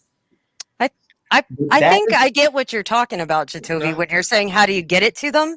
But I feel like a really good way to do that is life is lived in the little moments, right? It's not the huge events. It's all the little things. And that's your normalization. It's a way to acclimate. I mean, I think like you were talking about, the representation is important, but it's all the little things, going out and having The ballets do that. It's putting it in every aspect of life, getting it into sports where the sports do. I want to get rid of male and female sports. Try out for the team. If you are good enough, then you're on the team. Like, I would love that. That's true gender equality. Who's the best? That's all. That kind of stuff would be awesome. I mean, if we can start working it into every kind of aspect of American culture, that would really help to normalize it, I think. And it would dose people. It would make it so you could see, hey, it's a little bit everywhere, but when you break it down, it's not a lot. It's not, you don't have to change your whole life. You just change a little bit in every part of your life to expand your world a little, and you'll be okay. Yeah. And in addition to that, I think it's important to start young. I think there's some people now in life, Agreed. God bless them, but they ain't never going to understand or respect my marriage. Right. So I'm going to bless them and send them off with love and not put any more of my energy into that when I know that some people are just not going to change. But where you do change, or where there is opportunity and potential, is when people are young. And so all of the wonderful things Siren was talking about, let's just start them when they're young. Put these images and representation in front of these kids so they don't know that there's a difference, and sees everybody as human, and make that connection and make that compassion at an early age. And that's what will carry on. So God bless the old people who ain't gonna change. You're not about to ruin my parade or rain on my party or my marriage. But start them when they're young. No, we definitely got to start when they're young. And that actually comes back to something that I'm gonna flip back to that movie festival that I'm judging again and everything. But there's a movie that will probably not get picked because, I hate to say this, but it doesn't have enough LGBT content. But the subject of the movie, and the one that I'm hoping that I'm wrong, they actually do pick it, is the fact that the movie is made the argument that our youth are doing a better job of actually being inclusive and being woke, to use that term and everything, than a lot of the other generations. And I would agree with that. I actually think that the youth are doing a lot better in terms of acceptance of orientation, in terms of acceptance of race, and in terms of a number of other things. And like I said, I wish that this movie about the revolution generation, because I think that's even the title of the movie, and everything would get picked. But unfortunately, I have this sneaky suspicion that it won't, because it doesn't quite fall within the criteria of what they're looking for. But I could be wrong. And speaking about, actually, Nivix just wrote, kids aren't born knowing hate, they learn it. Right. Very true. And one of the cool things, I think this is where, I love how, we just went back to voting. Guess what we're going back to now to wrap up the show? Hey, look, we talked about entertainment and its power. And we're on Gamers Den. One of the biggest things about games is they have a good influence on people's mindsets. I'm sad that there was a shooting in Florida, for example, and they wanted to blame Grand Theft Auto right out the gate. Again? What year is this? 2000? What? But to talk about the positive side of it, in terms of getting that acceptance and a whole bunch of other things there, I think Fortnite, I have to applaud them, because they really don't push the sexuality of women. And it's just, hey, you dress whatever skin you want to, and you're still going to be you. And they don't over sexualize the women where the breasts are like way out here and, big lips and all this other. No, it's just, hey, you go out there and you play, and it's a cartoon character and you're having fun. Right. And I think that games, doing things like what Fortnite is doing, what League of Legends does, and some of the other games that are out there, even Rocket League, trying to push that equality and acceptance through these patches and everything else that they're doing.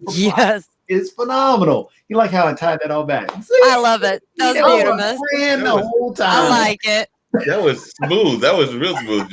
Always on his smooth roll, and definitely tied it back to the beginning and everything. But even coming back to something that Janora was saying earlier, I think sometimes Mark take us out of the beginning. Mark gonna take us all the way out of the beginning. I'm not. I do have to leave to reminder. Yeah. Yep. So, Mark, we're gonna try and have Janora on again. This will be a tease. So we're gonna hold your because Kara has to go. So we want to go I'm ahead. sorry. And I can bow out and you guys can keep talking, but No, I'm just letting you know I need to bow out. You are part of the show, and we're going to keep this going this whole month. So we can Okay. hold that question as a tease. So everybody who's watching today, make sure to watch next Thursday to figure out what Mark's question actually is. Write it down, Mark. Yeah. See, it's gonna Got be my great. pen doing that right now.